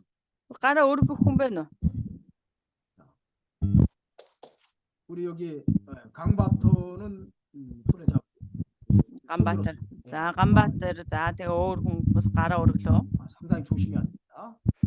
За. 구원파에서는 내가 언제 중생했는지 그 날짜까지 다 알고 있다고. За авралын урсгалыг одоо үзэх юм бол авралын урсгал юу гэж ярьдаг вэ гэвэл би хизээ дахин төрснөө би мэддэг гэж ярьдаг байгаа. 근데 우리가 성령으로 말미암아 중생한 것은 그 날짜를 정확히 알 수가 없어요. Хэдийгээр бид нар өөрөө би тэдний үед тэр өдөр одоо итгэсэн гэж ярьдаг ч гэсэн тэр үед одоо итгэсэн гэж ярьдаг ч гэсэн яг ариун сүнсээр дамжуулан хизээ дахин төрсөн бэ гэдгийг 내가 мэддэггүй. 은혜 받아 감동을 받았다고 해서 그게 중생한 것이 아니라 예, 보세요. 여러분들이 자녀들 낳으면 우리가 깐나라에 낳잖아요. За бид нар одоо юу гэдэг ивэл авлаа сэтгэл маань их хөдлөлөө гэд бид нар шууд дахин төрсөн гэсэн үг биш тийм үү? Бид нар одоо эмгтээчүүд одоо хүүхэд гаргахад нера хүүхэд гарч ирдэг тийм ээ? Нера хүүхэд одоо хүүхэд гаргадаг. 자, 그 깐나라이가 태어날 때 Мгм. 나는 사람이야라고 알 수 있을까요? За тэгвэл тэр хүүхэд өөрөө төрөнгөтэй би хүн болчлоо гэж мэдхүү. 알 수 있을까요, 모를까요? Мэдхгүй юу? 자, 깐나라에게 응리하면서 나 사람이야라고 얘기하나요? Төрсөн нера маань уйлаад би хүн штэ та нар намайг тоогооч гэдэг үү? 얘기 안 하죠. Үгүй тийм үү? 그런데 그 아이는 사람일까요, 사람이 아닐까요? Гэтэл тэр хүүхэд маань хүн мөн үү биш үү? 자, 사람이지요. Мэдээж тэр хүн тийм ээ. 마찬가지예요. Яг л адилхан. 우리가 중생했어도 Бид нар дахин төрсөн ч 자, 우리가 아직 살아나지 못한 상태에 있는 사람들도 많습니다. хэдийгээр бид нар дахин төрсөн ч гэсэн юу гэдэг итгэлээрээ сайн өсөөгүй тийм ээ хүмүүс бас байж байгаа. 여 베드로를 신뢰하는 사람들도 과거에 성령께서 임하신 사람들이에요. Одоо энэ Петертэй одоо мэтгэлцэж байгаа гэх юм уу энэ ярилцаж байгаа хүмүүс нь ямар хүмүүс вэ гэх юм бол тэр эзний өдөр Пентекостийн одоо тэр өдөр ариун сүнсийг авсан хүмүүс байгаа. 그 15절 하반절 한번 보세요. За ариун биш 15-ийн төгсгөлийн хэсгээр 15절 хараарай. 한번 다시 한번. За 15 дугаар ишлэгийг эндээс уншаад үгэй сайн харцгаагаарай. Намайг ярьж эхлэхэд анх бидэн дээр ариун сүнс буулсанчлан тэдэн дээр бас буулаа гэв. 성령이 그들에게 임하시기를 처음 우리에게 하신 것과 같이 하는지라는 거 보니까 베드로를 신뢰하는 사람도 성령의 역사를 경험했다는 사람들인 걸 알 수 있죠. 15 дугаар ишлэл дээр харах юм бол Петр хэлж байна тийм ээ. Анх бидэн дээр ариун сүнс буусанчлан тэдэн дээр бас буусан гэж ярьж байгааг харах юм бол тэр Петртэй мэтгэлцээд байгаа, Петртэй одоо ярилцаад байгаа хүмүүс хүртэл тэр ариун сүнсийг мэдэрсэн, ариун сүнсийг тэр авсан хүмүүс байна гэдгийг эндээс харж болох нь. 그런데도 그 사람들은 이방인에게 복음을 전하는 일이 성령의 역사로 말미암아 되었는데도 오히려 신란하고 오히려 베드로를 정죄했습니다. Гэтэл тэр ариун сүнсийг авсан хүмүүс хүртэл Бурхны сайн мэдээг харь үндэстэнд дамжууллаа гэд тийм ээ. Одоо Петрийг харин ч одоо юу гэдэг Петртэй мэтгэлцэж, Петрийг буруутгаж одоо Петрийг шүүж байгаа. 깨닫지 못하고 자라나지 못해서 Тэгвэл энэ хүмүүс яагаад ингэж байгаа юм бэ гэх юм бол ойлгож чадаагүй, бас итгэлээрээ өсөөгүй байгаа юм аа. 우리가 예수를 믿었어요. Бид нар Есүст итгэсэн. 믿었다고 해서 다 자라나서 깨닫고 하나님의 뜻을 잘 순종하는 게 아니에요. Итгэлээгээд бүгднийг ойлгож ухаараа түнд дуулууртай байдаг юм бол биш байна. 사도 바울이 고린도 교회에 편지할 때 때가 오래되면 선생이 되어야 되는데 선생이 아직 못 됐어요. Петр биш Илч Паул өөртөө хэлдэг тийм ээ. Хэрвээ итгэсэн бол одоо аль эрт удаан хугацаанд цаг нь болох юм бол удаан хугацааны дараа тэр багшлах ёстой байтал тэр багш бол чадаагүй гэж хэлдэг. 소지나 먹고 단단한 것을 못 먹을 자가 되었다는 게. Яагаад гэх юм бол тэр хүмүүс бор хоолнд орж чадаагүй зөвхөн сүүгээр хоолсон хүмүүс байсан ба. 히브리 성경에도 그렇게 써 있어요. Еврей ном дээр ч гэсэн байгаа. 그렇기 때문에 살아나는 것이 중요해요. Тийм учраас нөгөө итгэлээр өснө гэдэг маань маш чухал байна. 저와 여러분들이 어떤 사람은 구원의 확신이 없다고 그래서 이 사람이 중생한 사람인가 구원받지 못한 사람인가 의심하지 마세요. Тийм учраас бид нар үүдээ зарим хүмүүс итгэлийн баталгаа байхгүй байна гэлээгээд бид нар энэ хүн одоо аврагдсан болов дахин төрсөн хүн юм муу юм болов биш юм болов гэж бид нар ерөөсөө эргэлзэх шаардлага байхгүй байна. 물론 이 사람이 구원받은 사람인지 구원받지 못한 사람인지 그 삶의 열매들을 통해서 일반적으로 살펴볼 수는 있습니다. Мэдээж бид нар тийм ээ энэ хүн одоо аврагдсан уу үгүй юу гэдгийг нь яг амьдралын одоо тавцан дээр тийм ээ амьдралдаа одоо гаргаж байгаа үр жимсээс нь хараад бид нар таньж мэдэж болно. 제가 목회하면서 경험한 것을 이렇게 좀 제가 한번 살펴보면 아, 저 사람은 저 구원 못 받았어. 나 옛날 그렇게 생각했는데 나중에 내가 회개한 적이 있어요.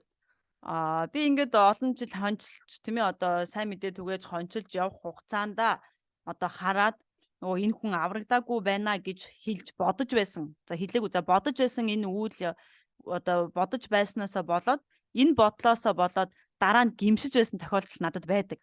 자, 어떤 일로 인해서 그 사람을 나중에 만나게 됐습니다. За нэг одоо хүнийг хараад тийм ээ энэ хүн ерөөсөө аврагдаагүй хүн байна гэж бодож байсан бол дараа нь ямар нэг зүйлээс болоод бас ахаад уулзсан байгаа. 그 사람이 뭐라고 하냐면 내가 자기 자신이 내가 볼 때 신앙생활을 내가 잘 못했거든요. 그 사람이. Тэгээд тэр үед харах юм бол тэр хүн өөрөө тийм ээ итгэлийн амьдралаар сайн амьдрч чадаагүй харагдсан, 믿음을 чадахгүй 안 байгаа юм шиг 했어요. харагдсан. Ерөөсөө итгэлээр одоо үйлддэггүй байсан. 근데 내가 어떤 장소에서 만나가지고 그분하고 얘기하는 도중에 내가 하나 느낀 게 있어요.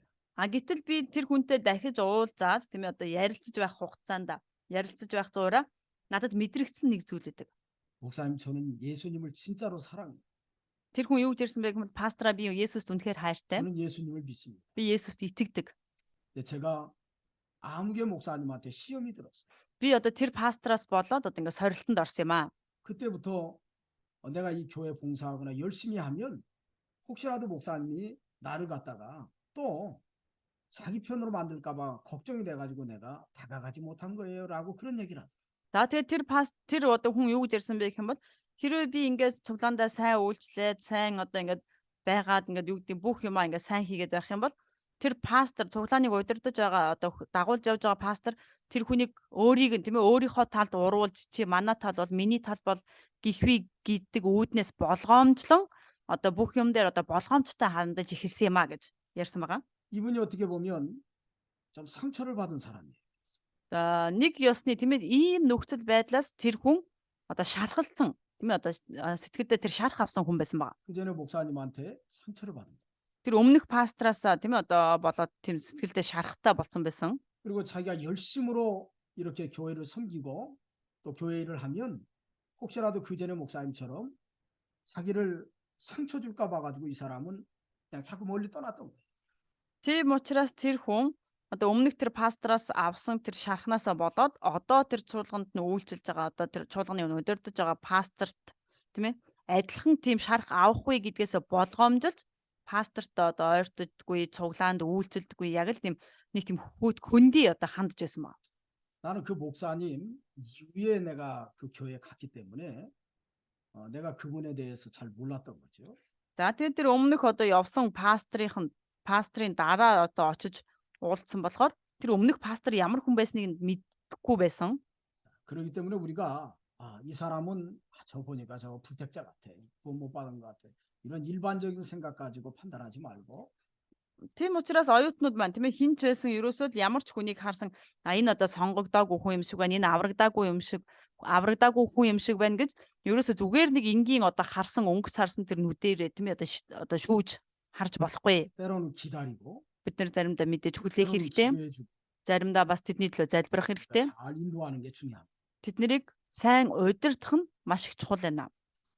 분명 하나님께서 선택한 사람이면 중생했겠죠. Мэдээж бурхнаар удирдуулсан хүн байх юм бол энэ маань тэр маань одоо дахин төрсэн хүн байх болно. 이 고넬료에게도 성령이 임한 것을 보니까 분명 초대교회는 성령의 역사가 인격적으로 나타났다고 하는 것을 분명히 초대교회는 그런 역사들이 많이 일어났어요.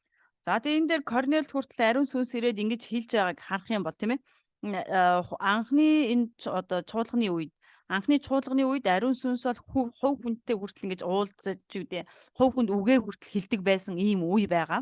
오늘날에도 성령의 큰 충만한 역사가 나타나기도 합니다. Өнөө үед ч гэсэн энэ орчин үед ч гэсэн ариун сүнсний тэр гайхалтай одоо хүч хүртэл мэдрэгдэх үеуд байдаг. 성령의 감동이 찾아오면 내 속에 천국이 찾아와요. Хэрвээ ариун сүнсний тэр сэтгэл хөдлөл миний дотор байх юм бол миний дотор тэр Тэнгэрийн хаанчлал хүртэл бий болдог байх нэ. 자, 두려움도 없고 미움도 없습니다. 거기에는 Ямар ч айдас, ямар ч одоо юу гэдэг үзэн ядалт гэдэг зүйл байхгүй. 모든 사람이 다 불쌍. Бүх хүмүүс бүгдийг одоо бүх хүмүүсийг л өрөвдөж 그러니까 хайрладаг. 하나님의 은혜가 너무 감사해. Тэгээ бурхны нэгүүлсэлд үнэхээр их таалархдаг. 그래서 자기의 허물과 부패성이 다 들여다 보여요. Тэгээд өөрийн алдаа, өөрийн одоо юу гэдэг гэмт чанарыг бүгдийг нь эргэж хардаг байна. 내가 어떻게 살아가야 될 것인지 방향도 보입니다. би яаж амьдрах ёстой вэ, хэрхэн одоо амьдрах ёстой вэ гэдэг чиг маань хүртэл амьдралын чиг хүртэл одоо харагддаг байна. 객관적으로 경험한 모습들이에요. Энэ бол одоо ерөнхийдөө одоо миний мэдэрсэн тийм 그런 үү дүр 성령 төрхүүд. 충만한 역사가 나타나기도 합니다. Тэгэд ийм ариун сүнсээр бялхам тийм ээ одоо ариун сүнсээр дүүрсэн ийм одоо үйлдэлүүд одоо үйл явцад хүртэл бий болдог байна. 그것은 분명히 그가 하나님의 백성으로 선택받았다는, 구원받았다는 증거라고도 할 수 있겠죠. Тэгээд тэр маань бол энэ бурхны авралаар, бурхны нэгүслэр тэр сонгогдсон, хөтлөгдсөн гэдгийн одоо нэг ёсны нотлохоо байна. 그리고 여기 16절에 내가 주의 말씀에 요한은 물로 세례를 베풀었으나 너희는 성령으로 세례를 받으리라 하신 것이 생각났노라. За тэгэд 16 дугаар эшлэлдэр тэгэхэд би Иохан усаар баптизм хүртээсэн бол харин та нар ариун сүнсээр баптизм хүртэх болно гэсэн эзний үгийг санав гэсэн байна. 자, 베드로가 어찌 보면 과거 예수님께서 하신 말씀을 다시 기억하게 된 겁니다. 그런 아, 역사를 통해서. За тэр үйл явдлаар дамжуулан Петр тийм ээ одоо Есүсийн хэлсэн үгийг тэр дахин сансан байгаа. 그 성령으로 세례를 받는 것이 유대인에게만 국한된 것이 아니라 하나님이 선택한 사람이 누구에게도 성령으로 말미암아 세례를 준다는 걸 깨달았다는 얘기예요, 사실. За тэгвэл ариун сүнсээр дамжуулан аврагдана гэдэг маань тийм ээ зөвхөн одоо юу гэдэг юдэчүүдэд өгөгдсөн биш. Харин ариун сүнс өгөгдөж байгаа тэр хүмүүс бүгдээрээ аврагдах болно. Харин үндэстнүүд хүртэл аврагдах болно гэдгийг хэлж байна. 그래서 여기 17절에 그런즉 하나님이 우리가 주 예수 그리스도를 믿을 때 주신 것과 같은 선물을 그들에게도 주셨으니 내가 누구에게 하나님을 능히 맡겠느냐 이렇게 말합니다. За тэгэд 17 дугаар эшлэлээр харах юм бол эзэн Есүс Христэд итгэсний дараа бидэнд өгсөний адил билгийг хэрв бурхан тэдэнд өгч байгаа бол бурханд саад болж чадах би гихч хэн билээ гэсэн. Хэн билээ гэв. 자, 선물은 하나님이 주시는 겁니다. За билгийг бол бурхан өгдөг. 자, 예전에 제가 얘기했지만 선물이란 단어하고 은혜라는 단어하고 같은 뜻입니다. Бэлэг гэдэг үг бол нэгүсэл гэдэг маань тийм ээ адилхан утгатай. 자, 같은 의미를 갖고 있어요. Адилхан утгатай байгаа. 자, 거저 주었다라는 뜻이. Үнгүү өгсөн гэсэн үг. 선물도 도론이란 단어가 거저 주었다라는 의미를 갖고 있고요. Дуран. 도론. Дуран гэдэг үг тийм ээ одоо энэ бэлэг гэдэг үг маань ерөөсөд уг үндсэн хүртэл ерөөсөд үнгүү өгсөн гэсэн утгатай үг байна. 시라브로 카리스. 은혜라는 것도 마찬가지입니다. За карис 거저 주었다라는 뜻이. 어떤 карис? 카리스라는 단어가 아하. 시라브로 За 은혜라는 뜻이. За грекээр тийм ээ одоо карис гэдэг үг маань болохоор нэгүсэл гэсэн утгатай үг байна. 거저 주었다는 뜻이. Үнгүү өгсөн. Зүгээр л үнгүү өгсөн.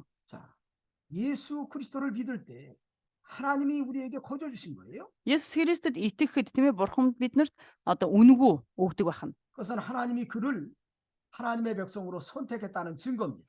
Бурхан түүнийг одоо бурханы ард түмэн болгон сонгосны нотлохоо байна. 그것을 우리 피조물인 우리가 내가 그것을 반대할 수도 없고 막을 수도 없어요. Мэдээж тэр бурханы үнгүү өгсөн тэр нэгүсэл бурханы бүтээл болох би тийм ээ хэрхэн одоо түүнд саад болж түүнийг одоо юу гэдэг өгүүлэхгүй байж одоо саад болж чадах үлээ. 오히려 우리는 그 일을 위해서 선택받은 사람.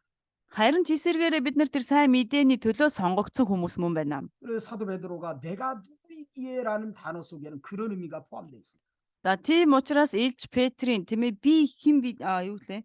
Би гихч хэн билээ гэдэг үг маань ерөөсөө энэ утгыг хэлж байна. 첫째로는 하나님이 선택한 사람을 우리가 방해할 수 없다는 뜻이에요. За тэгвэл нэгдүгээр нь тийм ээ бурханы сонгосон хүмүүст хинч байсан, би ч байсан саад болж чадахгүй гэсэн утгатай. 두 번째로 우리는 하나님의 선택을 위해서 일해야 될 사람이라는 뜻입니다. Хоёрдугаарт нь бид нар бурханы тэр сонголтын төлөө бид нар ажиллах ёстой гэсэн үг байна. 내가 누구이기에라는 단어의 의미가 그거예요. Тэгвэл би гихч хэн билээ гэдэг маань ерөөсөө ийм л утгатай байна. 그래서 내가 누구에 능히 하나님을 맡겠느냐. Би одоо гихч хэн болоо тийм ээ бурханд саад болж чадах би гихч хэн билээ гэж хэлсэн байна. 자, 18절에 그들이 이 말을 듣고 잠잠하여 하나님께 영광을 돌려 이르되 그러면 하나님께서 이방인에게도 생명의 회개를 주셨도다 하니라. За тэгээд 18 дугаар ишлэл дээр харах юм бол тэд үүнийг сонсоод дуугүй болж бурхныг алдаршуулан амь өгөх гэмслийг бурхан бас харь үндэстнүүдэд сойрхжээ гэцгээе гэсэн. 예루살렘에서 여기 18절 말씀이 중요합니다. 거기다 동글뱅이를 2개를 쳐놔요. 이거 딱 체크. За тэгвэл энэ 18 дугаар ишлэл маань маш их чухал учраас та нар энэ ишлэлийг маш сайн одоо өөрийн хэлээр тэмдэглээд аваарай. 자, 공식적으로 이방인에게도 복음이 증거되는 것을 인정했다는 뜻입니다. За тэгвэл энэ маань юу гэсэн үг вэ гэх юм бол одоо албан ёсоор гэх юм уу нийтээрээ за албан ёсоор биш байлаа гэхэд ихэвчлэн тийм ээ тэнцээ байгаа хүмүүс одоо харь үндэстнүүдэд хүртэл сайн мэдээ дамжуулахыг хүлээн зөвшөөрсөн байна. 그러니까 사도 바울이 이방인에게 복음을 전한 것은 하나님의 인도를 따라서 했고 성령의 감동과 그 역사를 따라서 했다는 것을 통해서 그것이 하나님의 뜻이라고 하는 것을 선포했던 겁니다. За тийм учраас бурхан биш Петр тийм ээ одоо харь үндэстнүүдэд сайн мэдээ дамжуулсан нь бурханы хүслийн дагуу дамжуулсан гэдгийг одоо энэ дээр одоо тунхаглаж хэлж байгаа маа. 우리도 하나님이 우리를 복음 전도자로 삼았는데 우리가 이방의 복음을 증거할 때 내 중심으로 나가는 것이 아니라 하나님의 인도와 또 성령의 감동을 따라서 우리가 복음을 전하는 사람들이 되어야 됩니다. Тийм учраас бид нар сайн мэдээ дамжуулахдаа тийм ээ бид нар зөвхөн өөрөөсөө одоо тэр гол цөмөн биш харин бурхнаар удирдуулдаг бурхны ариун сүнсээр хөтлөгдөж сайн мэдээ дамжуулдаг ийм одоо итгэгч нар байх хэрэгтэй. 어떤 편견이라든지 어떤 자기의 생각을 가지고 이야기하지 않도록 해야 됩니다. Тийм учраас бид нар ямар нэг нөхцөл байдал эсвэл одоо ямар нэг одоо өөр бодол санаатаагаар ярихгүй байхын тулд хичээх хэрэгтэй. 우리 잠깐 10분만 쉬었다 가시죠. За бүгдээрээ 10 минут амраад үргэлжлүүлье. 내가 보니까 쉬지도 않고 열심히 한 것 같아요. Бид нар ингээ харах юм бол амраагүй хүрээд ирсэн байна. 잠깐 좀 쉬었다가 За түр амраад. За эхлэе. 여기 19절부터 За 19 дугаар 30절까지 ишлэлээс 한번 읽어보세요. 19-с дуустал нь 30 дугаар ишлэл хүртэл Стефанаас өнгөрсөн хавчлагын уламаас тархагсад юдэчүүдээс өөр хиндэж үгийг ярилгүйгээр Фойник, Кипр мөн Антиох хүртэл явсан ажээ. Харин тэдний зарим нь буюу Кипр болон Корены хүмүүс Антиохт ирээд грек хүмүүстэй ч ярьж эзэн Есүсийг тунхаглаж байв. Эзний мутар тэдэнтэй хамт байсан бөгөөд итгэсэн үе олон хүмүүс эзэн рүү эргэж байлаа. Тэдний тухай мэдээ Иерусалим дахь чуулганы сонорт хүрч тэд ч Барнабыг Антиох руу явуулахаар илгээв. Тэр хурц ирээд бурхны нэгүслийг үзэн баярлан шийдэмгий зүрх сэтгэлээр эзэнд үнэнч байхыг тэдэнд ятгажээ. Барнаб бол сайн хүн бөгөөд итгэл ба ариун сүнсээр дүүрэн нэгэн байв. Ингээд олон хүн эзэнд нэмэгдэв. Тэгээд тэр Саулыг олохоор Тарс руу явжээ. Барнаб түүнийг олж уулзаад Антиохт дагуулan ирэв. Иймхүү бүтэн жилийн турш тэд чуулганд цуглаж олон хүнийг сургажээ. Дагалдагчдыг Антиохт анх удаага Христийн хэмээн нэрлэх болов. Энэ өдрүүдэд Иерусалимаас Антиох руу хэдэн иш үзүүлэгчид ирсэн байна. Тэдний нэг Агаб гэгч босон сүнсээр зааварчлагдан бүх газрыг хамарсан их өлсгөлэн болно гэж хэлв. Энэ өлсгөлэн Клаудын хаанчлалын үед болжээ. Тэгээд Юдэд амьдрагч ах トゥ нартай дагалдагч бүр өөрсдийн хэрэг чадлаараа тусламж илгээхээр шийдэв. Түүнийгээ Барнаб, Саул хоёрт хариуцуулан ахлагчдад илгээжээ. Амен. За майка хаагаарай. 여기 19절로부터 이제 남질막지. 여기 26절까지 이렇게 보면 복음이 이제 이방으로 점점 이렇게 전파되는 모습이 기록이 되어 있습니다. За 19 дугаар ишлэлээс эхлүүлээд харах юм бол энэ сайн мэдээ тийм ээ Аазмаар тэр харь үндэстэн рүү түгээгдэж байгааг бид нар харж болно. 여기 19절에는 지난번에 여기 7장 8장에 보면 스데반 집사가 이제 순교하는 일이 일어났는데 그 스데반의 일로 인해 가지고 예루살렘 교회에 큰 핍박이 일어났죠. За юу лээ? Стефан тэр хавцагдаж амиа алдснаас хойш тийм ээ одоо маш их одоо сайн мэдээ харь үндэстэн рүү гарч явсан байгаа. 예루살렘에 있는 큰 핍박으로 인해 가지고 많은 사람들이 흩어졌습니다. За Ерүсалимд байсан олон маш том тэр одоо юу гэдгийг хавчлагаас болоод олон хүмүүс тарж бутарсан. 자, 흩어진 사람들이 이 베니게라고 하는 이거 섬입니다. 이 베니게. За Пойник бол одоо тэр тархсан хүмүүс Пойникт очсон гэж. Пойник болохоор бас нэг юу байгаа, арал байгаа. 또 국어로는 오늘 키프로스라고 그러죠. 키프로스라고 하는 섬. За Кипр өнөөгийн үеийн одоо Кипр гэдэг бас арал. 또 안디옥은 이제 다마스커스 위쪽으로 시리아 안디옥을 얘기합니다. 거기까지 사람들이 피신했어요. За тэгэд энд Антиох гэж байгаа нь бол одоо тэр Сирийн тэр Антиохыг хэлж байна. 자, 이 흩어진 사람들이 그곳에 가서 유대인들에게만 복음을 전했습니다. За энэ тархаж бутарсан хүмүүс маань тийш очоод зөвхөн юудэчүүдэд анх сайн мэдээ түгээжсэн. 자, 유대인에게만 복음을 전했다 하는 거 보니까 아직도 이 사람들이 유대인의 정서를 버리질 못했구나라는 것을 알 수 있습니다. За тэгээ эндээс харах юм бол энэ хүмүүс одоо болтол тэр нөгөө нэг юудэчүүд бол сонгогдсон ариун үндэстэн гэдэг тэр үзлээсээ одоо болтол салаагүй байна гэдгийг бид нэр эндээс харж болно. 우리가 지난번에 우리가 공부할 때 자, 예루살렘의 핍박이 왜 일어났는지 제가 그때 말씀을 전했어요. За тэгээд бид нэр өнгөрсөн удаагийн хичээлүүд дээр ярихдаа Ерүсалимд яагаад хавчлага бий болсон бэ гэдгийг ярьсан байгаа тийм ээ. 자, 여러분들 기억하고 있죠? Та нар бүгдээрээ санаж байгаа үстэй. 왜 예루살렘에 큰 핍박이 일어났습니까? Ерүсалимд яагаад тэр одоо хавчлага бий болсон юм бэ? 단순히 스데반 집사가 순교해서 핍박이 일어난 것이 아니에요. Тэр хавчлага маань зөвхөн тийм ээ одоо юу гэдэг Стефан үйлчлэгч амиа алдснаас болоод одоо тэр хавчлага гарсан юм бол биш. 자, 예루살렘에 있는 머물러 있는 그 그리스도인들이 이방으로 다 흩어지는 그런 역사가 일어난 거예요. Харин тэр хавчлагаар дамжуулан Ерүсалимд байсан тэр Христэд итгэгч нар юудэчүүд одоо бүх харь үндэстнүүд рүү хүртэл тархах ийм одоо үйл явц болсон байгаа. 그건 하나님이 하시는 거예요. Үүнийг одоо бурхан хийсэн. 그건 하나님의 역사입니다. Энэ бол бурханы ажил. 왜 그러면 Яагаад 그들에게 гэвэл 예수 그리스도를 통해서 구원을 받고 그 은혜 가운데 예루살렘 교회가 어찌 보면 부흥했는데 яагаад гэвэл тэд нар тийм ээ одоо Есүс Христээр дамжуулан тэр чуулган тэнцээ байсан хүмүүс одоо ариун сүнсээр дамжуулан сэргэлтийг авсан. 그 부흥의 역사가 그저 자기들만 구원받고 자기들만 은혜 받으라고 하는 하나님의 뜻이 아닙니다.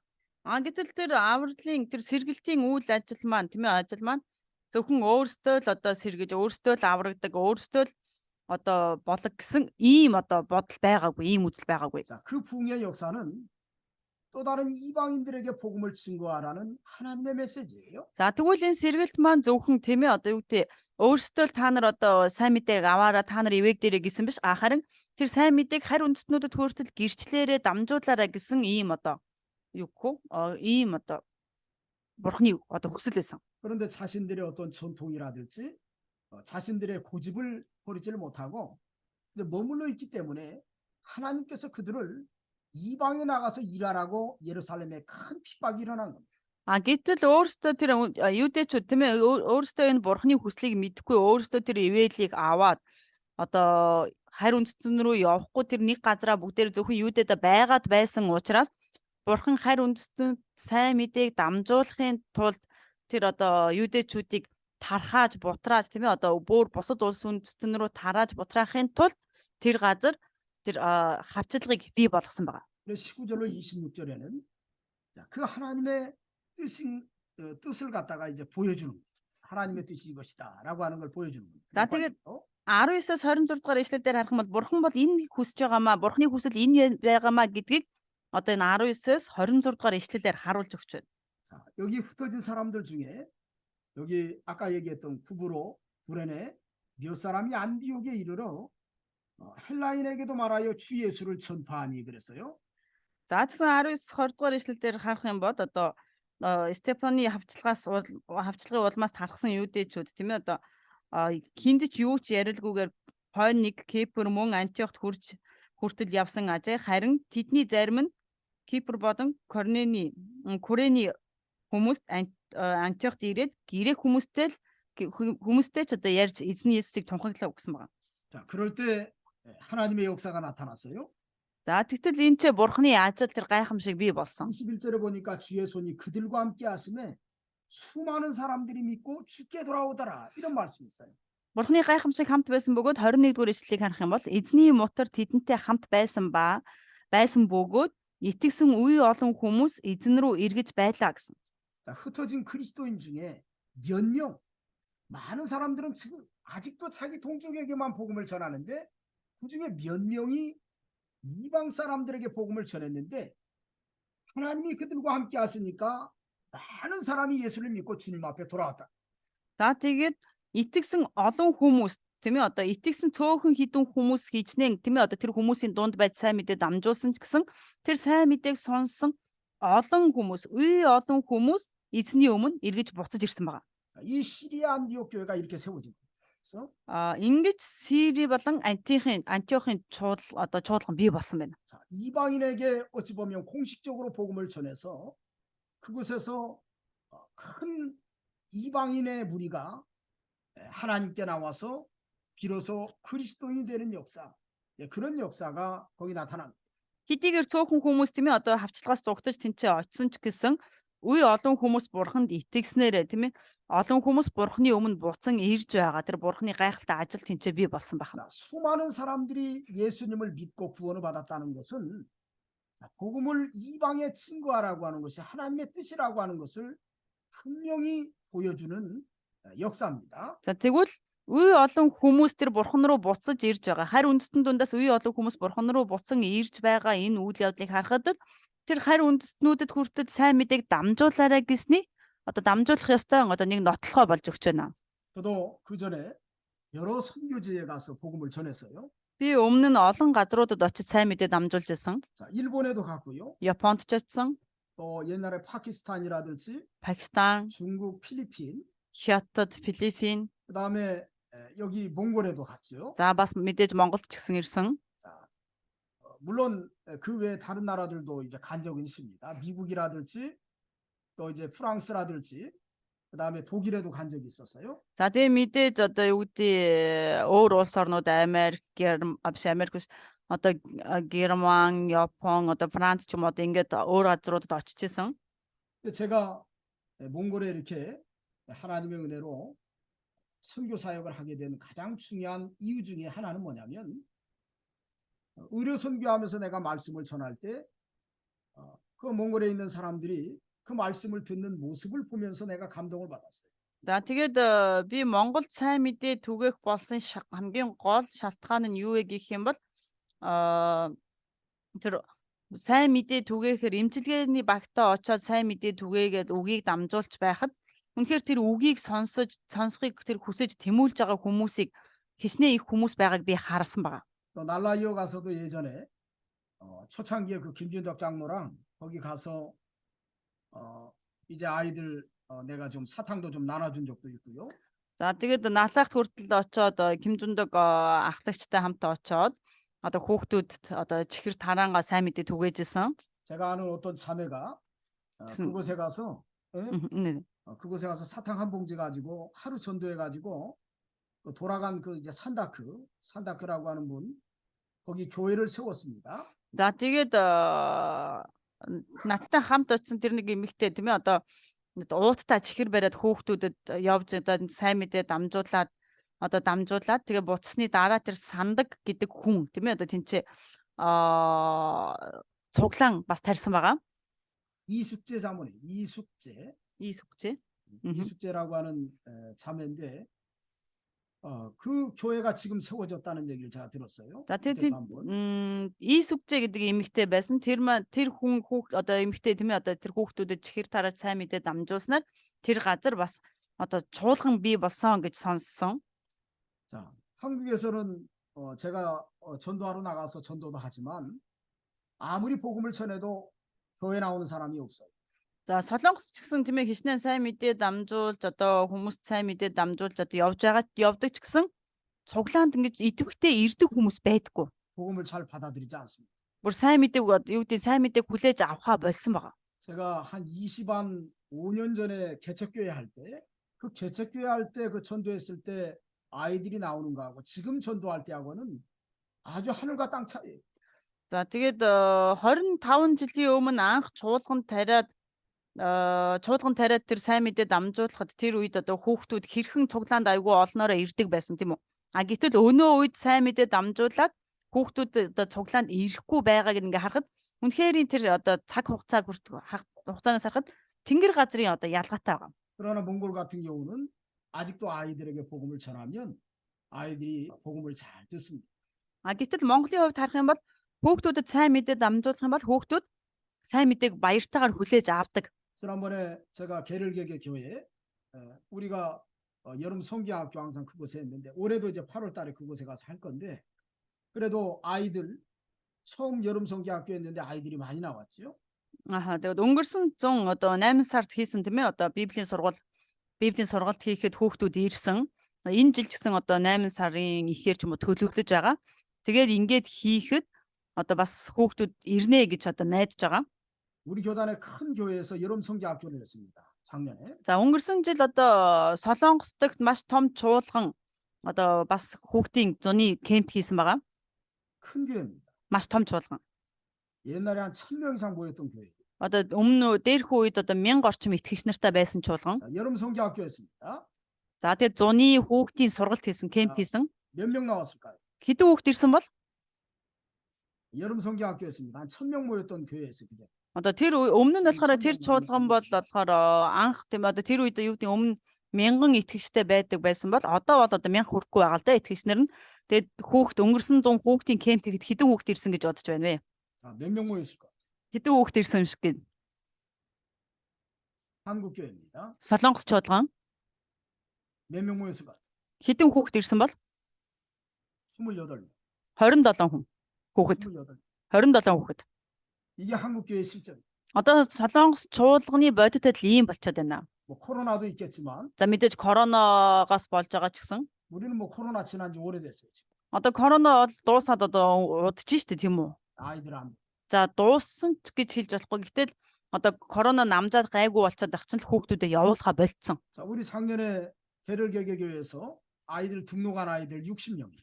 За гэтэл өнгөрсөн 100 тийм ээ одоо өнгөрсөн 8 сард одоо гэрэлгээ чуулган дээр очиод хүүхдийн кемп хийхэд 60 хүүхэд бүртгэгдсэн байгаа, бүртгүүлсэн. 또 평균 아이들 한 40명 가까이 나왔어요. За тэгээд тэр 60 хүүхэд дундаас одоо 40 орчим хүүхдүүд бол байнгын ирсэн байгаа. 자, 잉크바이를 거기 계속 신방해야 돼요, 이제. За тэгээ нөгөө бүртгэгдсэн хүүхдүүдтэйгээ бүгднтэй нь очиж уулзаад энэ хоёр одоо ахлагч тийм ээ одоо очиж уулзаж учрах хэрэгтэй байх нь байна шүү. 자, 아이들을 자꾸 신방해서 교회로 인도해야 돼. За хүүхдүүдтэй уулзаад үргэлж хүүхдүүдийг тийм ээ одоо цуглаан руугаа дагуулж ирэх хэрэгтэй. 거기 혼자 하기 힘들면 사람 하나 더 써요. Одоо ганцаараа хэцүү байх юм бол хүн хажуудаа дагуулаа яваарай. 그래서 자꾸 교회로 인도해야 돼. Тэгэд байн одоо чуулган руу удирдах хэрэгтэй. 이게 굉장히 중요한 일. Энэ бол маш чухал байна. 자, 그래서 내가 몽골에 가는 거야. Тийм учраас одоо ийм байгаа учраас тийм хүүхий одоо сайн мэдээ сайн хүлээж авдаг учраас Монгол руу явж байгаа. 복음 전하는데 안 받아들인다. Сайн мэдээ дамжуулаад байхад хүлээж авахгүй байна. 그러면 그것은 다친 거예요. Тэгвэл тэр сайн мэдээ дамжуулахад тийм ээ сайн мэдээ хүлээж авахгүй байгаа бол тэр газрын үе талга нь хаагдсан гэсэн үг байна. 과거 우리 어렸을 때는 Бид нэрийг баг 제가 байхад 어렸을 때는 교회 아이들이 꽉 찼어요. намайг баг байхад одоо чуулган бол хүүхдүүдээр дүүрэн байдаг байсан. 그때 우리 아주 어렵고 가난했어요. Тэр үед үнэхээр бид нар ядуу хэцүү амьдралтай байсан. 그런데 지금은 복음을 받아들이자. А гэтэл одоо хүүхдүүд хүртэл одоо юу гэдгийг сайн мэдээ хүлээж авахгүй байгаа. 이제 복음을 받아들이는 곳으로 가는 거예요. Харин тэр сайн мэдээг хаана хүлээж авч байгаа тэр газар руу одоо очдог болсон бид 이게 нар. 하나님의 역사. Энэ бол бурхны ажил байна. 이게 하나님의 섭리. Энэ бол бурхны удирдлага. 그래서 어찌 보면 예수님을 이방 사람들에게 전할 때 그 사람들이 수많은 사람이 그리스도인이 되었다고 하는 것은 벌써 유대인에게서 복음이 이방으로 넘어갔다는 것을 증명하는 겁니다. Тийм учраас бид нар юу гэж байна гэхээр энэ одоо юудэчүүдэд байсан сайн мэдээ тийм ээ тэнцээ одоо хичнээн тунхагласан ч одоо сайн явахгүй байна гэдэг маань. Тийм харь үндэстэнд очиод тэр сайн мэдээ маш хурдтай дэлгэрч байна гэдэг маань тэр сайн мэдээ юудэчүүдээс илүү харь үндэстэн рүү шилжсэн байна гэдгийг одоо энэ дээр харуулж өгч байгаа. 예루살렘 교회에는 사도들과 집사들도 있습니다. Иерусалим чуулганд үйлчлэгч нараас одоо элч нараас гадна үйлчлэгч нар гэж байсан. 또 예수님의 동생들도 있어요. За мэдээж Есүсийн дүүнэр ч бас байсан. 야고보나 유다가 있습니다. Яков, Юда. 자, 이 사람들이 소문을 들었어요. Энэ хүмүүс хүртэл одоо тэр аюуг цуу яриаг сонссон. 이방인들이 죽게 돌아왔다는 것을 들었습니다. Харь үндэстнүүд эзэн рүү буцаж ирсэн гэдгийг сонссон. 그래서 바나바를 보냅니다. За тэгээд тэд нар Барнабыг явуулах 자, болсон байна. 바나바라는 뜻은 권위자라는 뜻이에요. За Барнаб гэдэг нэрний утга нь болохоор одоо эрх мэдэлтэй нэгэн гэсэн үг. 그러니까 자기 밭을 팔아가지고 교회에다 연보했죠. За Барнаб бол өөрийнхөө газрыг зараад одоо чуулганд өргөл болгож өгч байсан 이 사람의 итгэж тийм ээ. 원래 이름은 요셉입니다. За Барнабын жинхэнэ нэр бол Йосеф. 자, 이 사람을 안디옥 교회에 보낸 겁니다. За тэгээд энэ Барнабыг Антиох чуулган руу илгээсэн. 자, 바나바가 가서 보니까 하나님의 은혜를 보고 기뻐했다고 그랬어요. За тэгээд 24-р эшлэлээс харах юм бол тэр үнэхээр Бурхны нэгүслийг хараад тэр үнэхээр баярлсан гэж байгаа. 23-р эшлэл дээр. 바나바가 안디옥 교회에 시찰하러 가서 거기에 일어난 하나님의 부흥의 역사를 보고 거기에서 그 사람들에게 굳건한 마음으로 주와 함께 머물러 있으라고 이렇게 권면을 했어요. За тэгээд Барнаб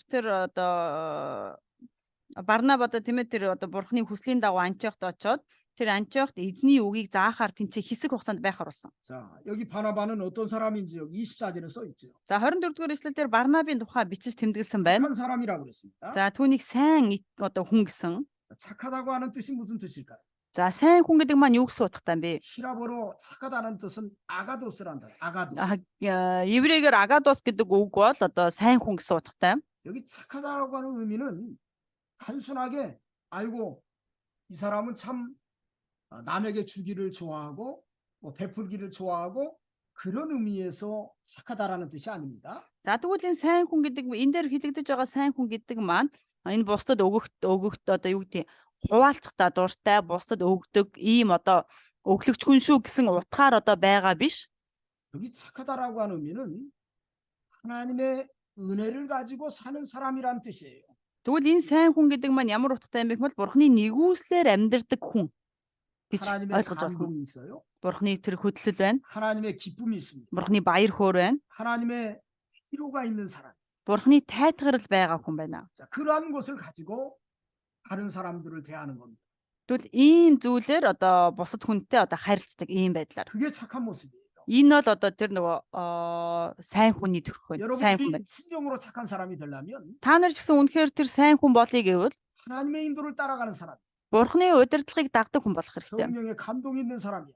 Ариун сүнсээр хөтлөгддөг хүн болох 그 хэрэгтэй. 은혜를 가지고 다른 사람을 대하는. Тэр нэгүслэр бусдтай одоо 다른 харилцдаг, 사람에게 베풀고, бусдад хуваалцдаг, 자, 다른 사람에게 선을 행하고, бусдад сайныг үйлддэг. 자, 이런 착한 사람입니다. Ийм одоо сайн хүн байна. 자, 거기 성령과 믿음이 충만한 사람이라 그랬잖아요. За тэгэнгүүтээ тэр 24-р эшлэлээр итгэл ба ариун сүнсээр дүүрэн нэгэн гэсэн ба. 이게 착한 사람이란 뜻입니다. Мэдээж энэ маань тэр нөгөө сайн хүний тодотгохлын нэг хэсэг бас. 자, 이에 큰 무리가 죽게 더해지더라. Ингээд олон хүн эзэнт нэмэгдэв гэсэн байсан. 더욱더 부흥하게 되는 역사에 비밀이 여기 숨어 있는. Тэгвэл илүү их тэр сэргэлтэнд хүрч байгаа, сэргэлттэй болж байгаа одоо гол нууц нь энэ ч байна. 우리가 착한 사람이 돼야 돼. Бид нэр өөрсдөө сайн хүн болох хэрэгтэй. 마태복음 5장 19절에 Матай 너희 착한 행실을 사람들에게 비추어 저들로 하여금 하나님께 영광을 돌리게 하라 할 때 마태복음에 있는 그 착한 사람은 조금 다른 뜻입니다. 5장 18절.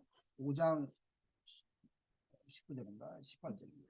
За Матай 5:18 19-р ишлэлдэр хэлсэн байгаа. Та нар өөрсдийн сайн үйлсээр тийм ээ бусдад одоо харуулж юу гэж байна вэ гэхэл 5장 16절.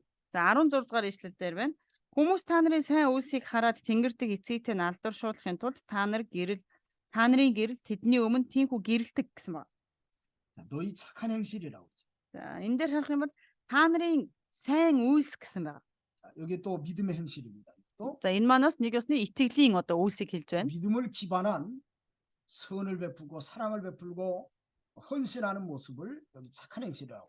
За тэгвэл итгэлийн үйлс гэдэг маань одоо итгэлийг сайныг үйлдэж тийм ээ одоо итгэлийг үйлддэг. Энэ дээр энийг л одоо тэр сайн үйлс гэж хэлээд байгаа. 자, 이 바나바는 그런 사람이라.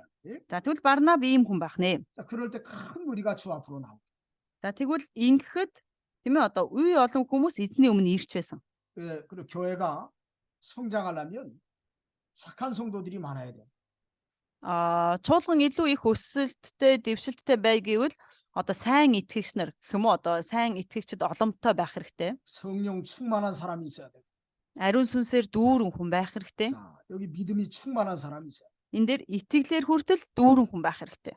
자, 바나바가 사울을 찾으러 다소에 갔다고 그랬습니다. За тэгээд тэр дараагийн 25 дугаар ишлэлдэр Саулыг олохоор Тарс руу явсан гэж байгаа. 자, 사울에 대한 소문이 들렸었지요. 그 전에 За тэгээ өмнө нь яг хуу Саулын талаарх одоо цуурхал цоо яриа байсан тийм ээ. 핍박했는데, Мэдээж Саул бол одоо Есүст итгэдэг хүмүүсийг маш ихээр хавчдаг байсан. 자, 이 사람이 다메섹에서 변화됐다는 얘기를 들었습니다. За тэгээ Дамаскд тийм ээ тэр хэрхэн яаж өөрчлөгдсөн тухай тэр сонссон. 자, 이제 그 소리를 듣고 난 다음에 여기 아라비아에서 어찌 보면 한 3년간 사도 바울이 거기에서 기도하고 있었어요. 그리고 아마도 그 이후에 다소라고 하는 곳에 가 있었던 것 같아요. За тэгээд Илч Паул тийм ээ одоо Арабд одоо сайн мэдээж одоо юу гэдэг эзнийг хүлээж аваад Арабд 3 жил байхдаа одоо сайн мэдээ түгэж хэрхэн одоо өөрөө тэнцээ байсан бол одоо яг Барнаб очоод авах үеэр тэр Тарс руу одоо очсон байсан байгаа. 자, 이 바나바가 안디옥에 데리고 왔습니다. 사도 바울을. Барнаб Антиох руу одоо тэр Саулыг дагуулж ирсэн. 자, 둘이 교회 1년간 모여 큰 무리를 가르쳤다고 했어요. За тэгээд хоёулаа энхүү жилийн турш чуулганд цуглаж олон хүнийг сургажээ гэсэн байна. 바울이라고 하는 사람은 과거에 유대인 이 가말리엘의 문화생입니다. 어찌 보면 오늘날로 얘기한다고 하면 수재예요. 율법의 학자라고 볼 수 있습니다. 율법학자. За тэгвэл Паул гэдэг хүний хувьд харах юм бол дээр үе тийм ээ тэр үеийн одоо Галмел гэдэг агуу багшийн шав бөгөөд нэг ёсны өнөө үеэр ярих юм бол хуулийн хувьд бол мэрэгсэн бүр гарсан одоо эрдэмтэн мэрэгсэн одоо хүн гэж ойлгож болно. 이런 사도 바울이 바나바와 연합해서 그 안디옥에 있는 이방 사람들에게 복음을 전할 때 큰 역사가 일어난 겁니다. Ингэж Паул тийм ээ сайн мэдээ түгээхэд Барнабтай нийлээд сайн мэдээ түгээхэд тэр Антиохт одоо маш их одоо гайхамшгууд бий болсон, тэмдгүүд бий болсон байна. 여기 비로소 그리스도인이라 일컬음을 받게 되었더라 하는 것은 За тэгээд дагалдагчдыг Антиохт анх удаага Христийнхэн хэмээн нэрлэх болов гэсэн байгаа. 자, 안디옥에 있는 그리스도인들이 진정으로 예수 그리스도가 하나님의 아들이시고 또 그 예수 그리스도를 통해서 주어진 복음이 그들의 삶에 어찌 보면 그대로 적용이 되었다고 하는 것을 보여준 겁니다. Энэ дээр Христийнхэн гэж нэрлэгдэж байгаа нь бол юу гэж хэлж байна вэ гэх юм бол анх удаа тэр Антиохын одоо итгэгч нар тийм үү Антиохт байгаа итгэгч нар Христ бол үнэхээр бурхны хүүхэд мөн юм а гэдгийг хүлээн зөвшөөрч за тэгээд тэдний үйлсэн хүртэл хэрхэн одоо бусдын өмнө хүлээн зөвшөөрөгдөж байгааг Христийнхэн гэж нэрлэгдснээр одоо харуулж байна.